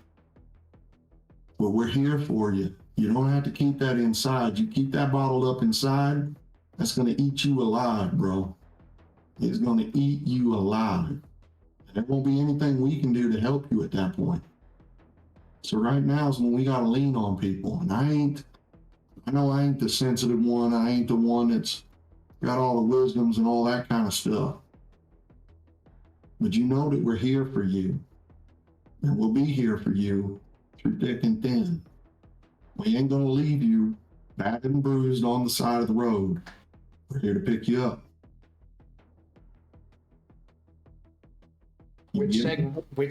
So the facial expression definitely would change from like that stoic image to actually crying, where you can see like pain on his face, because that hits home with how the Yakuza, who was his longtime family, threw him into a gutter to die. And so he just throws himself onto you with a big emotional bear hug and sobbing, dripping out passionate phrases of, not passion like love passion, but sad passionate phrases of like, "She left me, she tried to feed me to a vampire." Okay, now that ain't good. Like that's a definition of a toxic relationship there. She tries to feed you to a vampire. I mean, she shot me once too, but she said that was out of love. Well, sometimes that happens between lovers, but like vampires, that's a little over the line. I had one lady take a shot at me with a crossbow, went right on my kneecap. That stuff happens. But vampires? Like that ain't good, brother, because that's messing with your wooge. Chi. Oh, sorry, chi. Yeah. All right, man. Like, lots of sobbing. Still holding on to you. You're gonna make it through this. All right, we're here. We're here. But sometimes when you're on a toxin, you need to quit the cold turkey, and you need to just muscle it through with the rest of us. But you can't bury yourself in another toxin. You bury yourself in another toxin, you just transferring that pain into another type of pain. Okay. What about alcohol? Is that another toxin? That's another toxin, yeah. That'd be totally another toxin. Cracking heck. Talk to DJ about how to deal with heartbreak. I still gotta talk to him about his aqua velvet problem. Now, so you're ready to talk to some of the others, but like, Buck's a pretty smart one. Yeah. Move too. Robin, she's got an insight. She knows how to see people. She saw right through my BS, called me out on it. Okay. We're here. I mean, you're right. But first things first, man, I got to get to the doctor, and maybe while we're there, you should check yourself out, make sure you're okay. Physically okay. Okay. Because if we get some jobs coming up, jobs will help us. Sometimes putting yourself into work help you get your mind off things. But you can't put yourself into work if it's going to put you in danger. You're right. You're right. You're right. And I he'll look you right in the face when he says, I trust you. I got you, brother. Seriously. Now let's get going. Let's get you checked out. Let's get me under the knife. I'm gonna call Buck. See if he'll come by and swing by and get with you. Okay. Well, while y'all are on the way there, I do have one tiny little message. Everybody, please drop a REMPC down in the chat in order to be entered for your chance to win a copy of Decuma, the tarot world building game. We will be right back. Oh, I pressed the wrong button. I'm still here.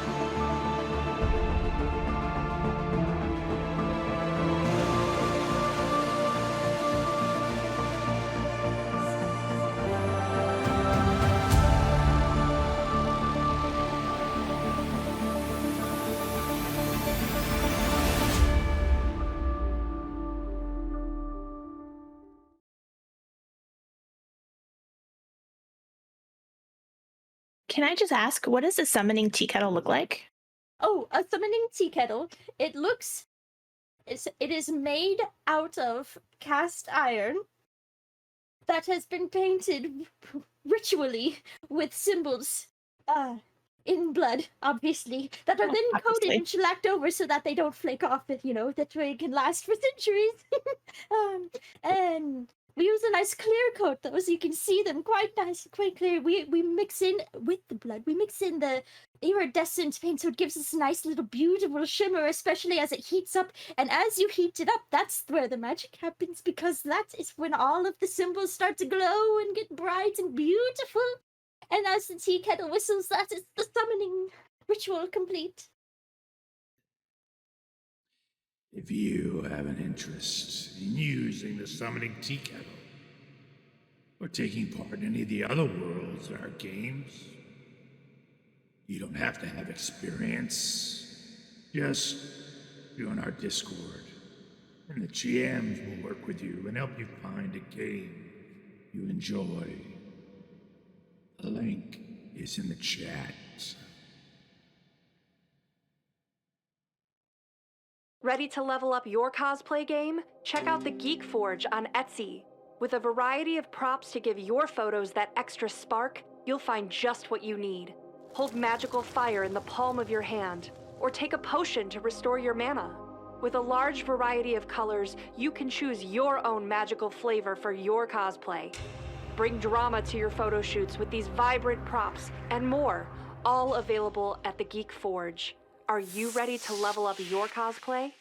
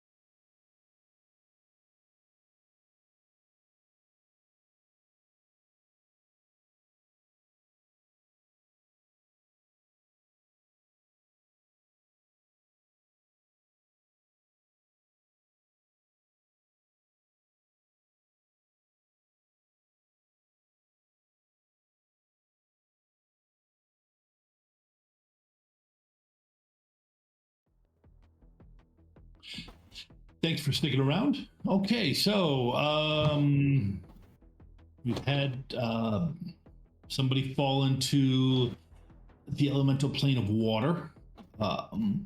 We've had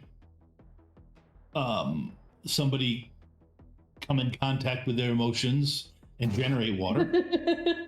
Also went to the element, the plane of water. Yeah, he went to the emotional plane. Tank went to the emotional plane of water. Which corresponds with the cups in the tarot deck. Yeah. On theme for our little giveaway today, anyway, at the end. Oh, okay. I didn't know that worked. So I thought you were going to say it also corresponds with the physical water that was coming out of his eyes, but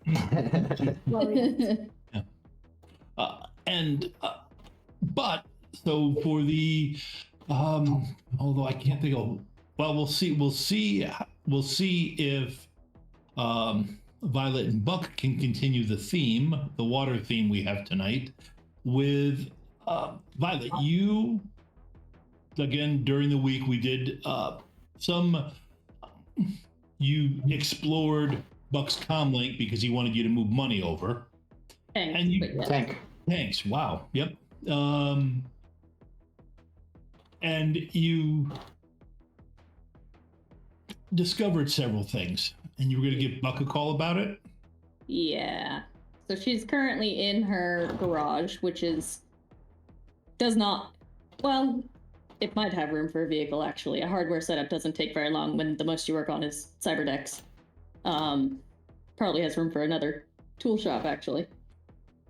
So she's in her setup where she works on when she's upgrading her deck, because that's what she's planning on doing after dealing with Tank's comlink and getting him the money. And then she hasn't started working on that yet because she made discoveries on Tank's comlink. So it's Faraday caged, but she'll staring at his comlink for a minute and she'll dial buck. Donald Duck. I almost just straight up said Donald Duck, yeah. Don't sue us, Disney. Where'd you go, Ava? I don't know. I went into alliteration land, apparently. She'll dial fuck.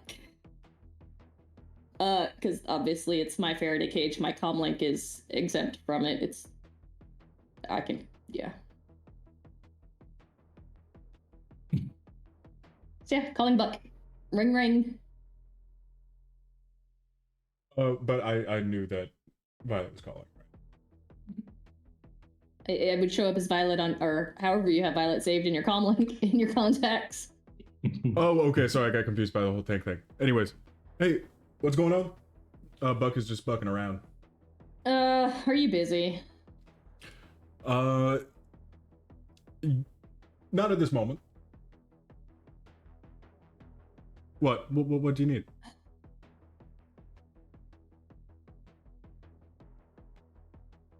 I found something on Tank's comlink, and I think you would be better at delivering the news than I would.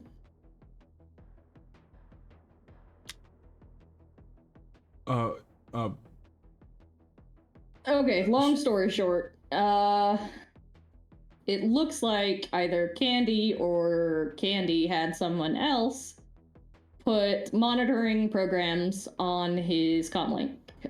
Basically, a modified agent has been screening his calls and forwarding them to her and intercepting all information sent to his and from his comlink. Oh, so she went that deep with it, huh? Yes. What do you know? I mean, there was the whole vampire thing. I know that. Yeah, fair. I was out with my improv troupe, having some having some lunch, and I ran into Tank's old buddy, the Dram Druid. He told me about a cleansing that he needed to be doing, and he effectively came with the same answer. Ghost, how long has he even known this woman? A good little, as long as I have. Yeah, I know. She's good at keeping the Anyway. party going.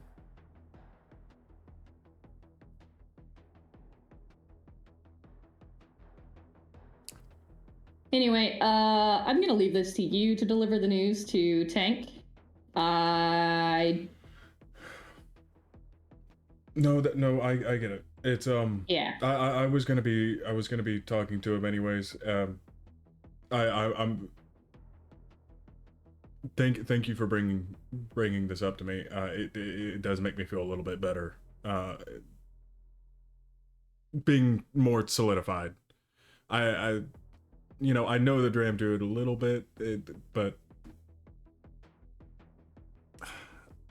I don't know. Having logs, having real data to see is an entirely different thing altogether. Yeah, do you know Candy's real name? No, I don't. Hey, can I roll like a memory test to see if like Candy has accidentally dropped her name in like a late night stupor? Okay, that's a fair question. Considering it's Buck, you can give yourself a edge +3. All right. Okay. All So right. gain an edge and +3 dice to the roll. Yeah. First edge roll of the night. Okay, that's not worth it to. Ooh, first roll. That wasn't. Well, Sorry, it no, wouldn't let not me first turn roll. it on for a second. It's a memory roll, not an edge roll. Yeah. Yeah, no, I had to get modifiers back on. And it was fighting me there for a moment. 5 hits. 5 hits. Man, I want candy.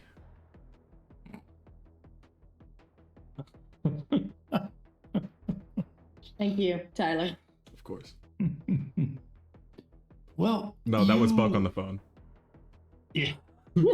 He's trying to remember what he was listening to while she was trying to tell him her real name. Well, you do remember her talking about using a different handle at one time called Eternity. And there was another name. Man, a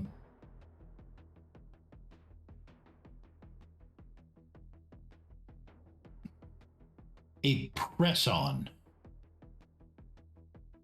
No, a Preston.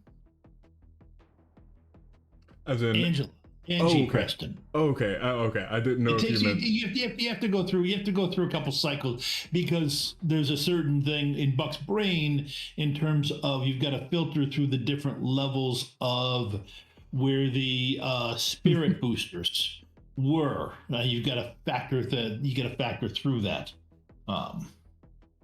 Oh yeah, no. I've got to be like a filing cabinet whenever it comes to different personalities. Right. Yes. Like how I remember names. There's a guy that I was introduced to, a friend of one of my roommates, that I can only remember his name because Brady Bunch, because that's my word association, because his name is Brady. Like TV show, sitcom, family.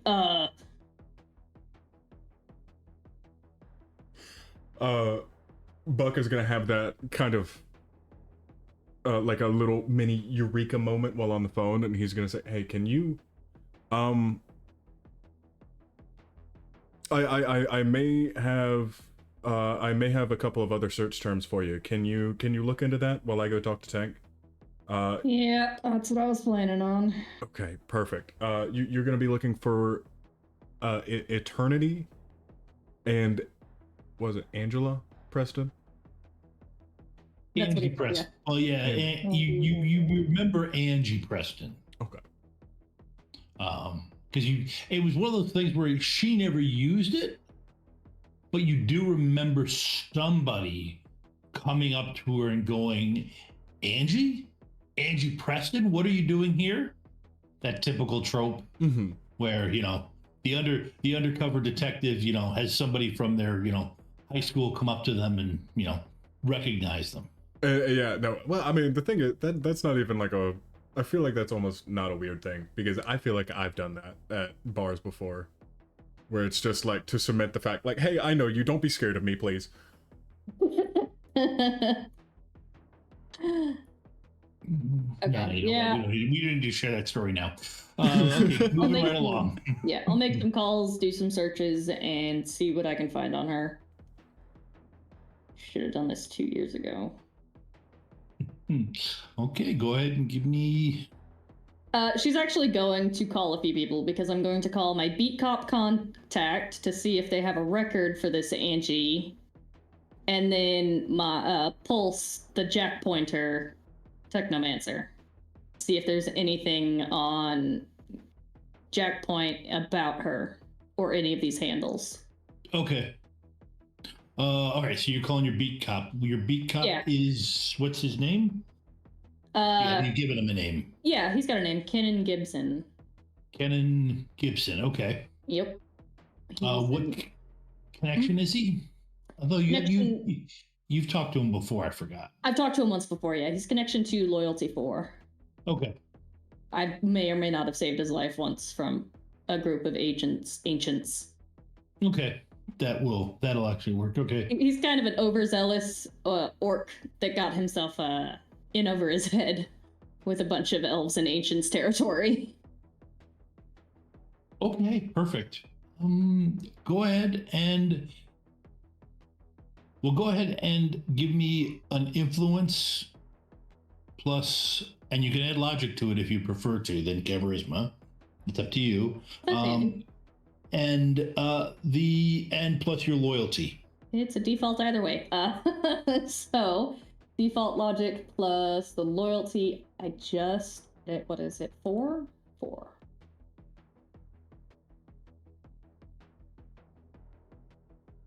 Math.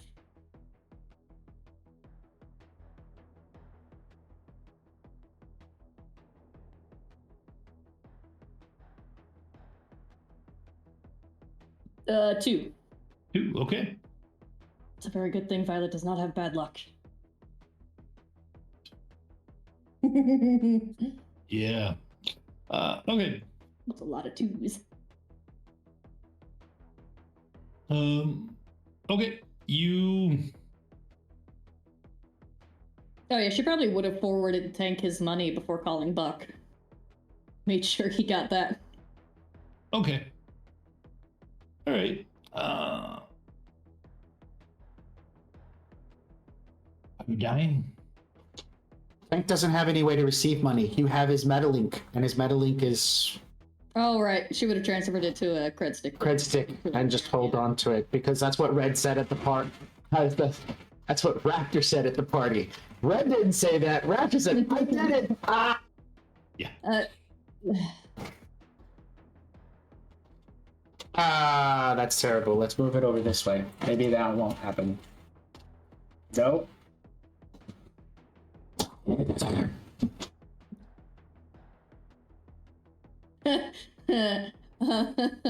Okay, no, I'm not dying. Friend of mine. Call you back. All right. Of course you're busy. And then within 3 minutes, you get a call back from him. Oh, good. Hey, you called it a perfect time. Glad I could help, unless that was sarcasm. No. It was perfect. Can you do me a favor? Yeah. Okay. Yeah. There's a hang on. Yeah. Can you reboot this? And this. What's at this address? Yeah. All right. What is it? When you Matrix perceive it, it's Yeah. a Ford AmeriCar. Oh, yeah. Yeah. No, I'll roll to make sure you don't glitch. Known exploit. I mean, it's not Ford AmeriCar. It's not protected. But just, Hacking, and that would be logic. Yep. Bump. Yep. Go ahead and roll it. Yeah. Go ahead and roll it again. 5. Okay. Great. Okay. Perfect. Yeah, that's great. Perfect. Okay. Nope. Blocked them in. Okay. So what do you need? A friend of mine got involved with this woman, and I'm getting a bad vibe from her. I've got a couple different names she's gone by. One might be her actual name. I just want to see if she's got a record. All right. What's her name? I'm actually in the middle of a traffic stop. Well, actually, yeah, they've already stopped. Thank you for that, by the way. So I got justification for looking stuff up. Yeah, real name's probably Angela or Angie Preston. And then there's a couple names she might have used on the street. Currently goes by Candy, once previously by Eternity. Okay, let's see. We got Wakened, if that matters. Oh. Everything's down. Yeah, might. And she'll give him like the information that she's got, metatype, because if we've met her, metatype, height, hair color. Yep. Oh yeah. Okay.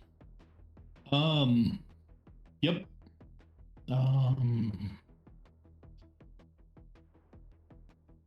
Oh. Okay. You're gonna owe me, but you can owe me another favor. All right. Give me a minute. No problem. I'll call you back. Yep. A few minutes later, he called back. Okay. Reached out to the detective that handled this, that handled her case. Yeah, drug dealer.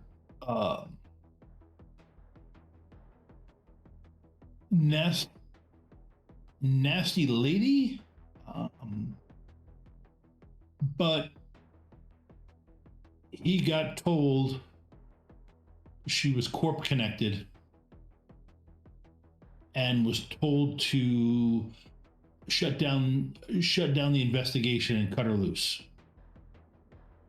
Do we know what corp?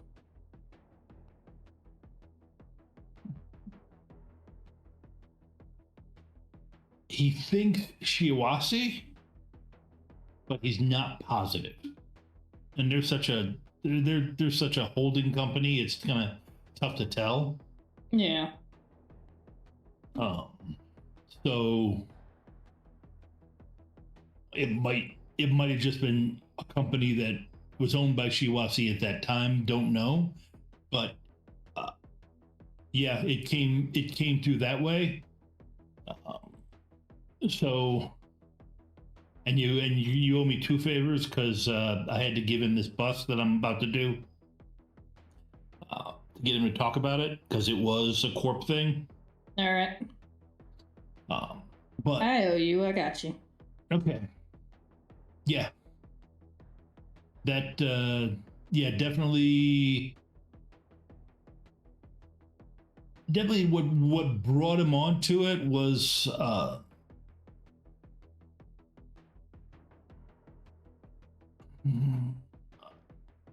she actually, in the end, with the corporate thing, a couple patsies of hers got convicted.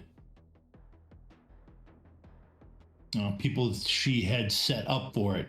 He had evidence to prove what she had done, but corp thing had disappeared, so they took the fall for it. Typical rogue sweep. Yep. Hey, your name popped up.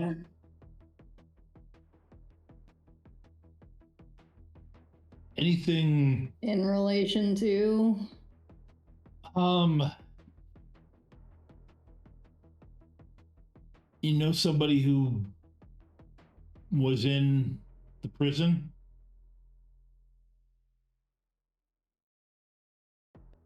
I might. That's kind of what it popped up in regards to. I couldn't take too close a look because it's kind of out of my division.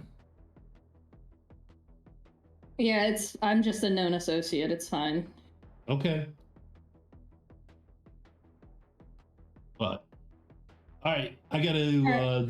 These guys are starting to chew off their own. Yeah, these guys are about to do something stupid to try and get out of the car. I got them pinned against the side of a bridge. All right, don't get shot. No, I won't get shot. They're not that good. I hope this works out, and hope your friend gets loose from her. She sounds like a not nice lady.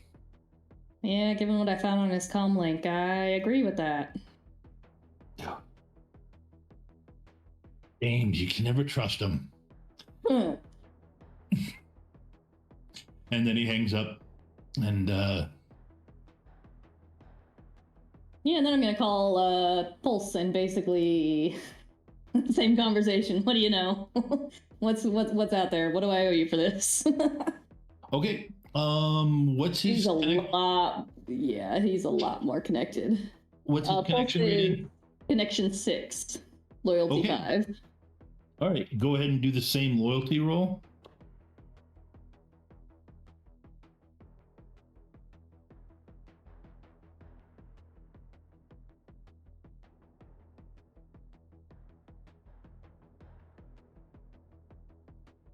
Seven. Okay. Her, huh? Yeah. She's been making some. She's in some beef with another guy in the Orc Underground.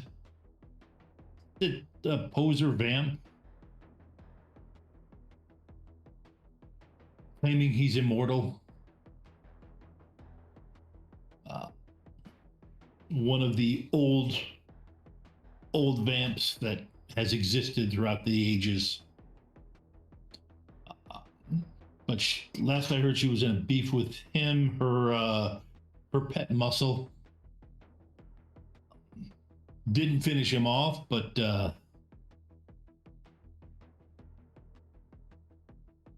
yeah, her pet muscle was part of my crew, and I found monitoring software on his comm link that she put there. Yeah, that's about right. That's about yeah.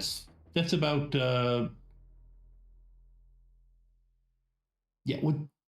Yeah. Who wrote it?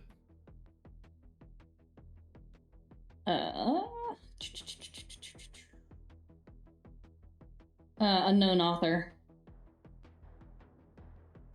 If I had more time, I might be able to take apart the code and find any signatures of handiwork, but I haven't gone that deep in the software yet. Give me. Go ahead.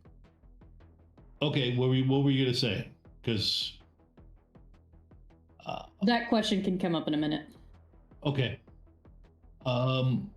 Give me a memory roll.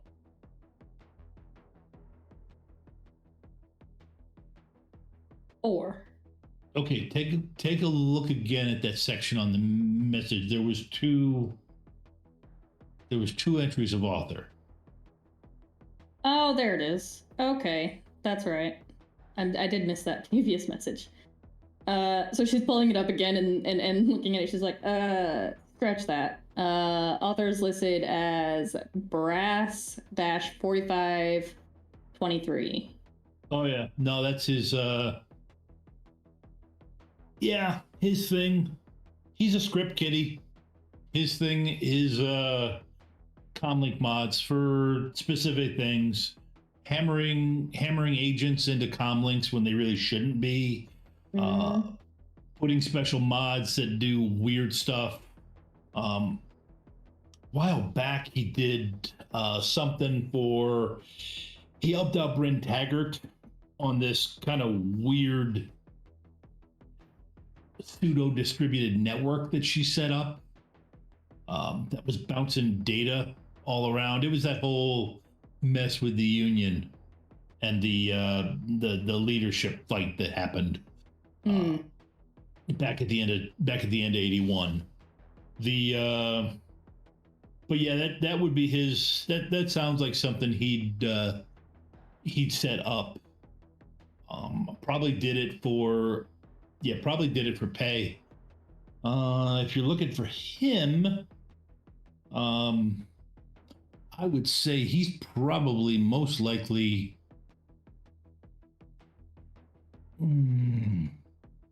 down at the Bolt.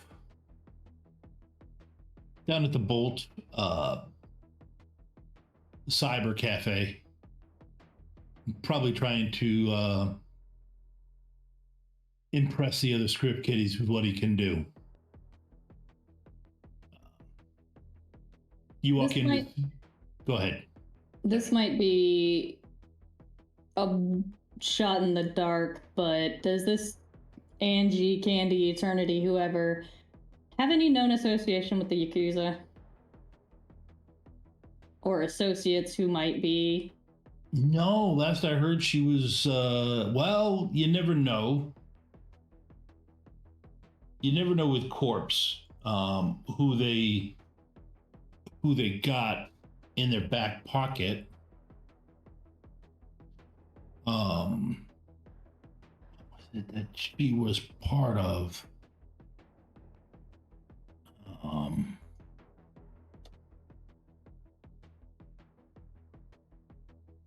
says as he does a quick search of the Shadowrun.fandom.com wiki. That's what I just pulled up too.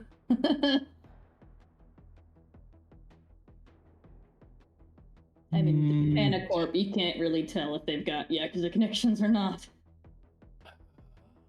Especially the big ones. Yeah. No? Yeah, no.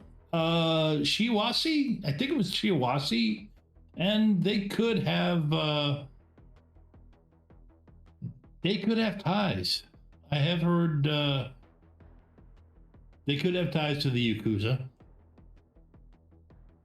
Hang on. The Mitagumi Syndicate. I don't follow too much about what happens back there in that part of the world, but there is a possibility. All right. Thanks. All right. What do I owe you?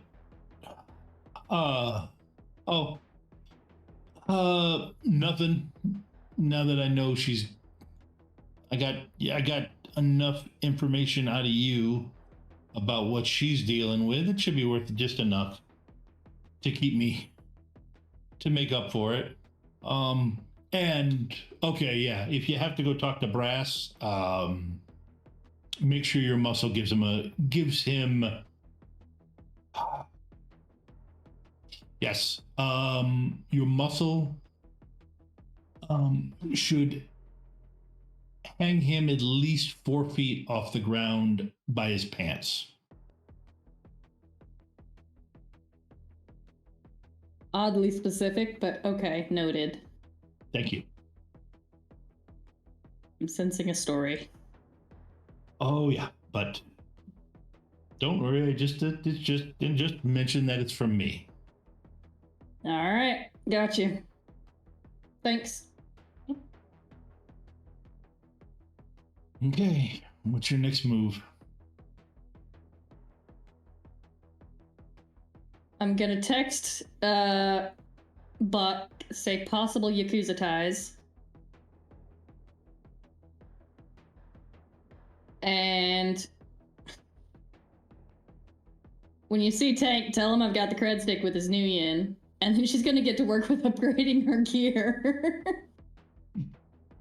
Okay. Oh man, wrong one. Because I don't think I'm gonna be doing any active hacks at the moment. Okay. And then she'll basically send a text to, I guess, not like a group text, but everyone individually, and just be like, out of comms for hacking at the moment. Okay. Speaking of somebody else who's out of comms range, Roven. You What are definitely... comms in the world of water? Yeah. Well, actually, in the waters of connection together. Yeah. Okay, so if you want to play stuff, playing around with the meta planes and connecting different things, I'm pulling all this information from the Astroways book. It goes into a lot of interesting information. That's where I'm pulling all the information about the elemental plane of water. So you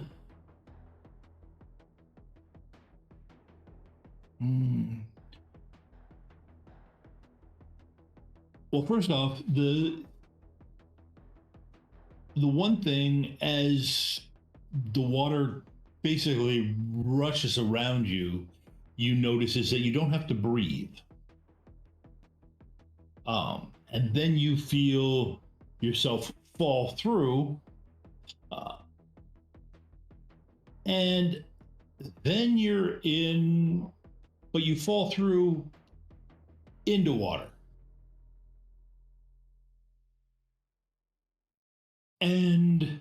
But it's not really water, it's heavier. It's more solid. It's more akin to moving through something like,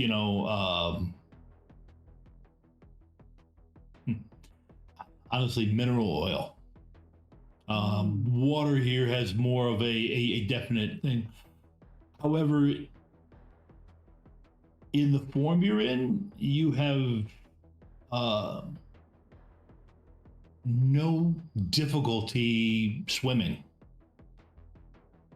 I mean, I'm not even sure you could call it swimming. You just decide you want to go this way and you go that way. Cool. So as you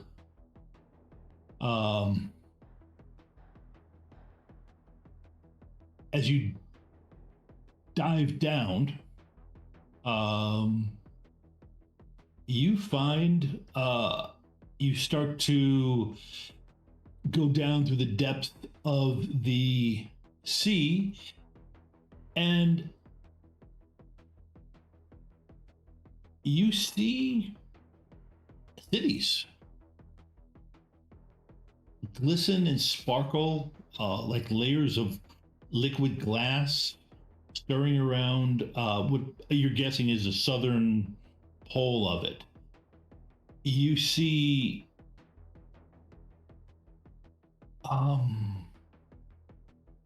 these massive turbines that seem to be generating multiple geysers that shoot gas up to the surface.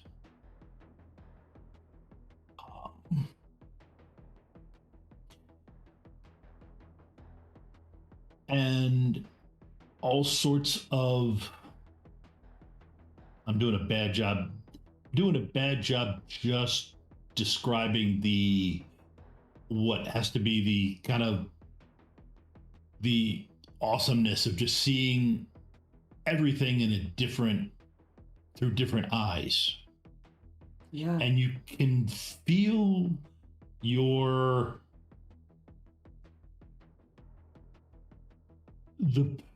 spirit that merged with you, that inhabited you. You can feel its mirth at seeing it through your perceptions. Seeing it completely different. So you you swoop down and you see these massive turbines generating the geysers that are shooting gases up to the surface. I really want to ride. Can we ride one up? And You then want come back to? down? Yep. Okay. You ride. All right. You feel yourself riding upwards On like the column of gas, right? Yep. Like just spiraling. Yeah. Okay. All right. And so yeah, at that point, let's see here. What really strikes you when you burst the surface is the rainbows. The geysers, the way they burst the surface and create these spectacular rainbows that seem to be of great interest to the other water spirits, and seeing them with your eyes and the different way you see colors is incredible. Is just you feel the spirit inhabiting you. The best term I can think of is go breathless. It just is blown away.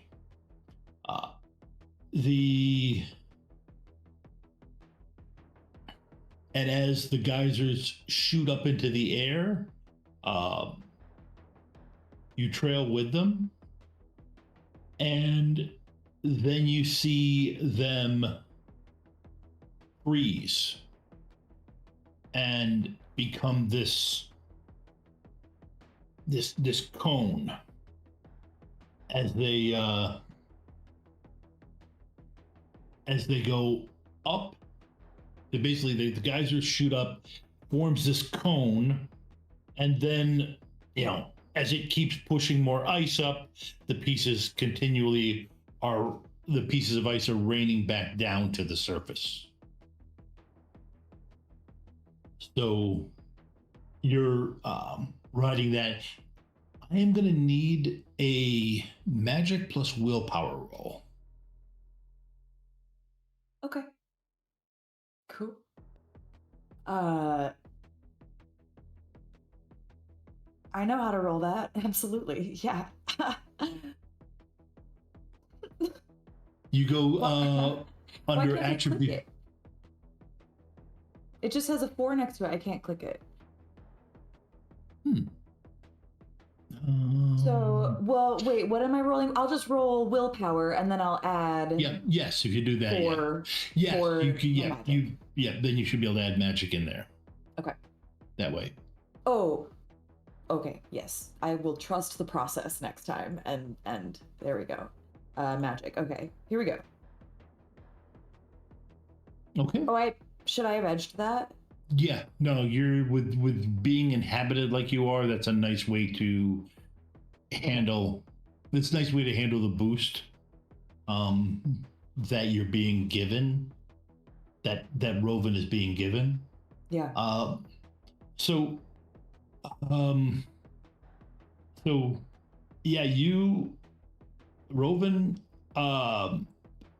gets to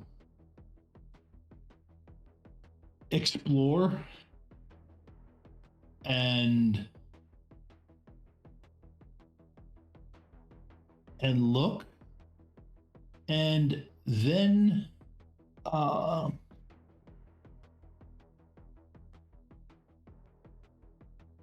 you feel you're there from your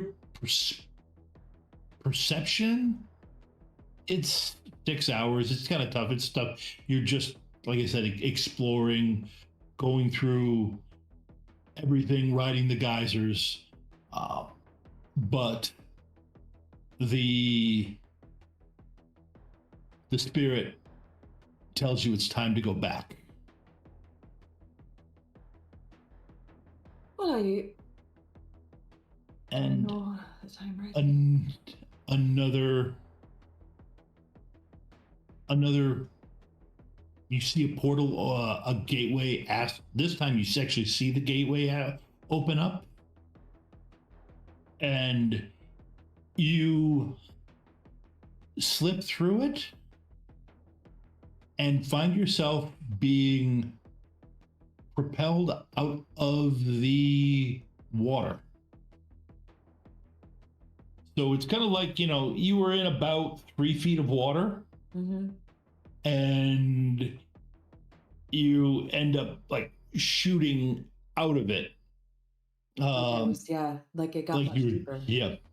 So go ahead and give me an athletics roll. And as I come to while I'm breaking the surface of this water, I just start like yelling very in an ungainly sort of way after this like majestic experience. I just come out and I'm like, ah! Like, wait, what am I rolling? I forgot what I was rolling. Athletics? Athletics, if you have it, yes. Sure, I don't. So then unskilled? Yeah, unskilled. And use agility. Agility, great. Oh no, it didn't let me. See, I tried to test the process that time and it didn't let me add anything to it. I get 3 dice for agility. Oh, okay. So I'll just roll agility without anything and then we can add it. Yep, okay. I'm still edged. Is that normal? Should I turn That's it off fine. now? You probably can. Yeah, you can turn it off now because you can feel the spirit stripping away. But you do manage to stick the landing in the sand. Yes. Well, your fire has like burnt down to nothing. But I land right next to it, right? Yes, you land right next to it. Your fire has burnt down to nothing, and the sun is coming up.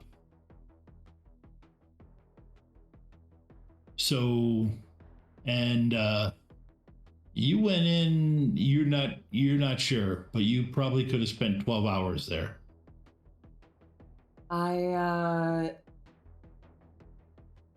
How do I feel? Do I feel tired? What do You feel? You're hungry. You are ravenous, hungry, and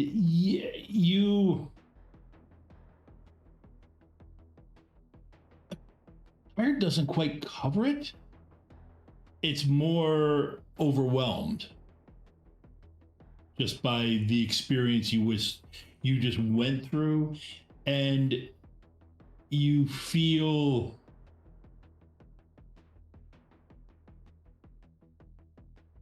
Can I add, like, there's something that is like sticking out to me that feels like really, I feel like I lay back on the sand next to the sun is coming up and the sand is so real, if that makes sense to anybody, that I can like feel all of the little rock pieces of it.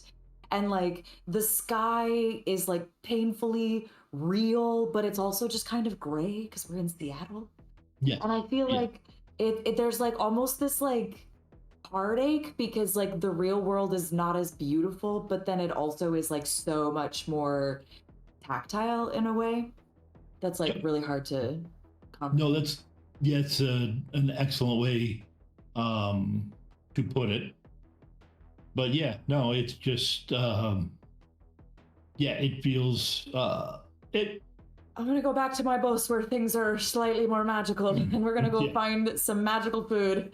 I like roll over, and my clothes are wet, so I'm like now I'm covered in sand, and I just walk to the bus. I'm gonna go. Okay. Inside. Okay. All right, man, I'm gonna have to figure out. I will have to get with you on what you just did, because you did a little bit more than what you planned, but do I get to level my conjuring though? What? Do I get to level my conjuring though? Like I want. Yes, you will. Yes, you'll be able to level your conjuring, but but you basically initiated, and ended up with an ally spirit. It ties into some other stuff that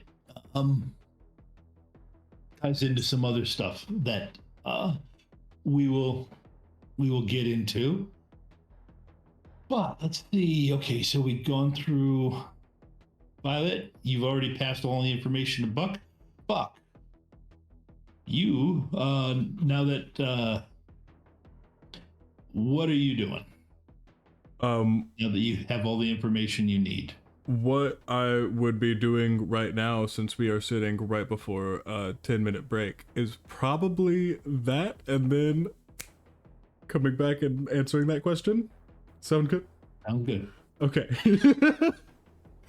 That is also my way to say, everyone, go ahead and drop a RMPC down in the chat to be entered for a chance to win a copy of Dakuma, the tarot world building game. What is it?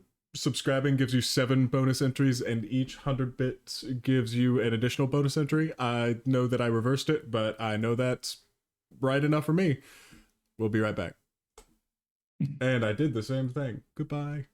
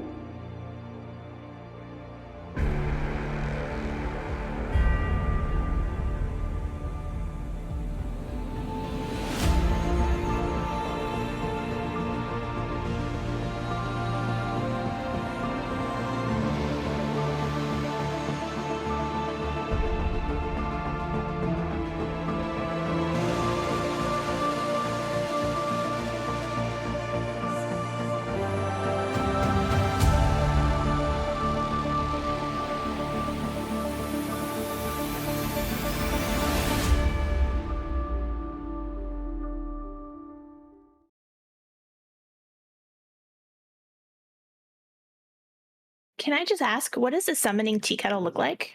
Oh, a summoning tea kettle.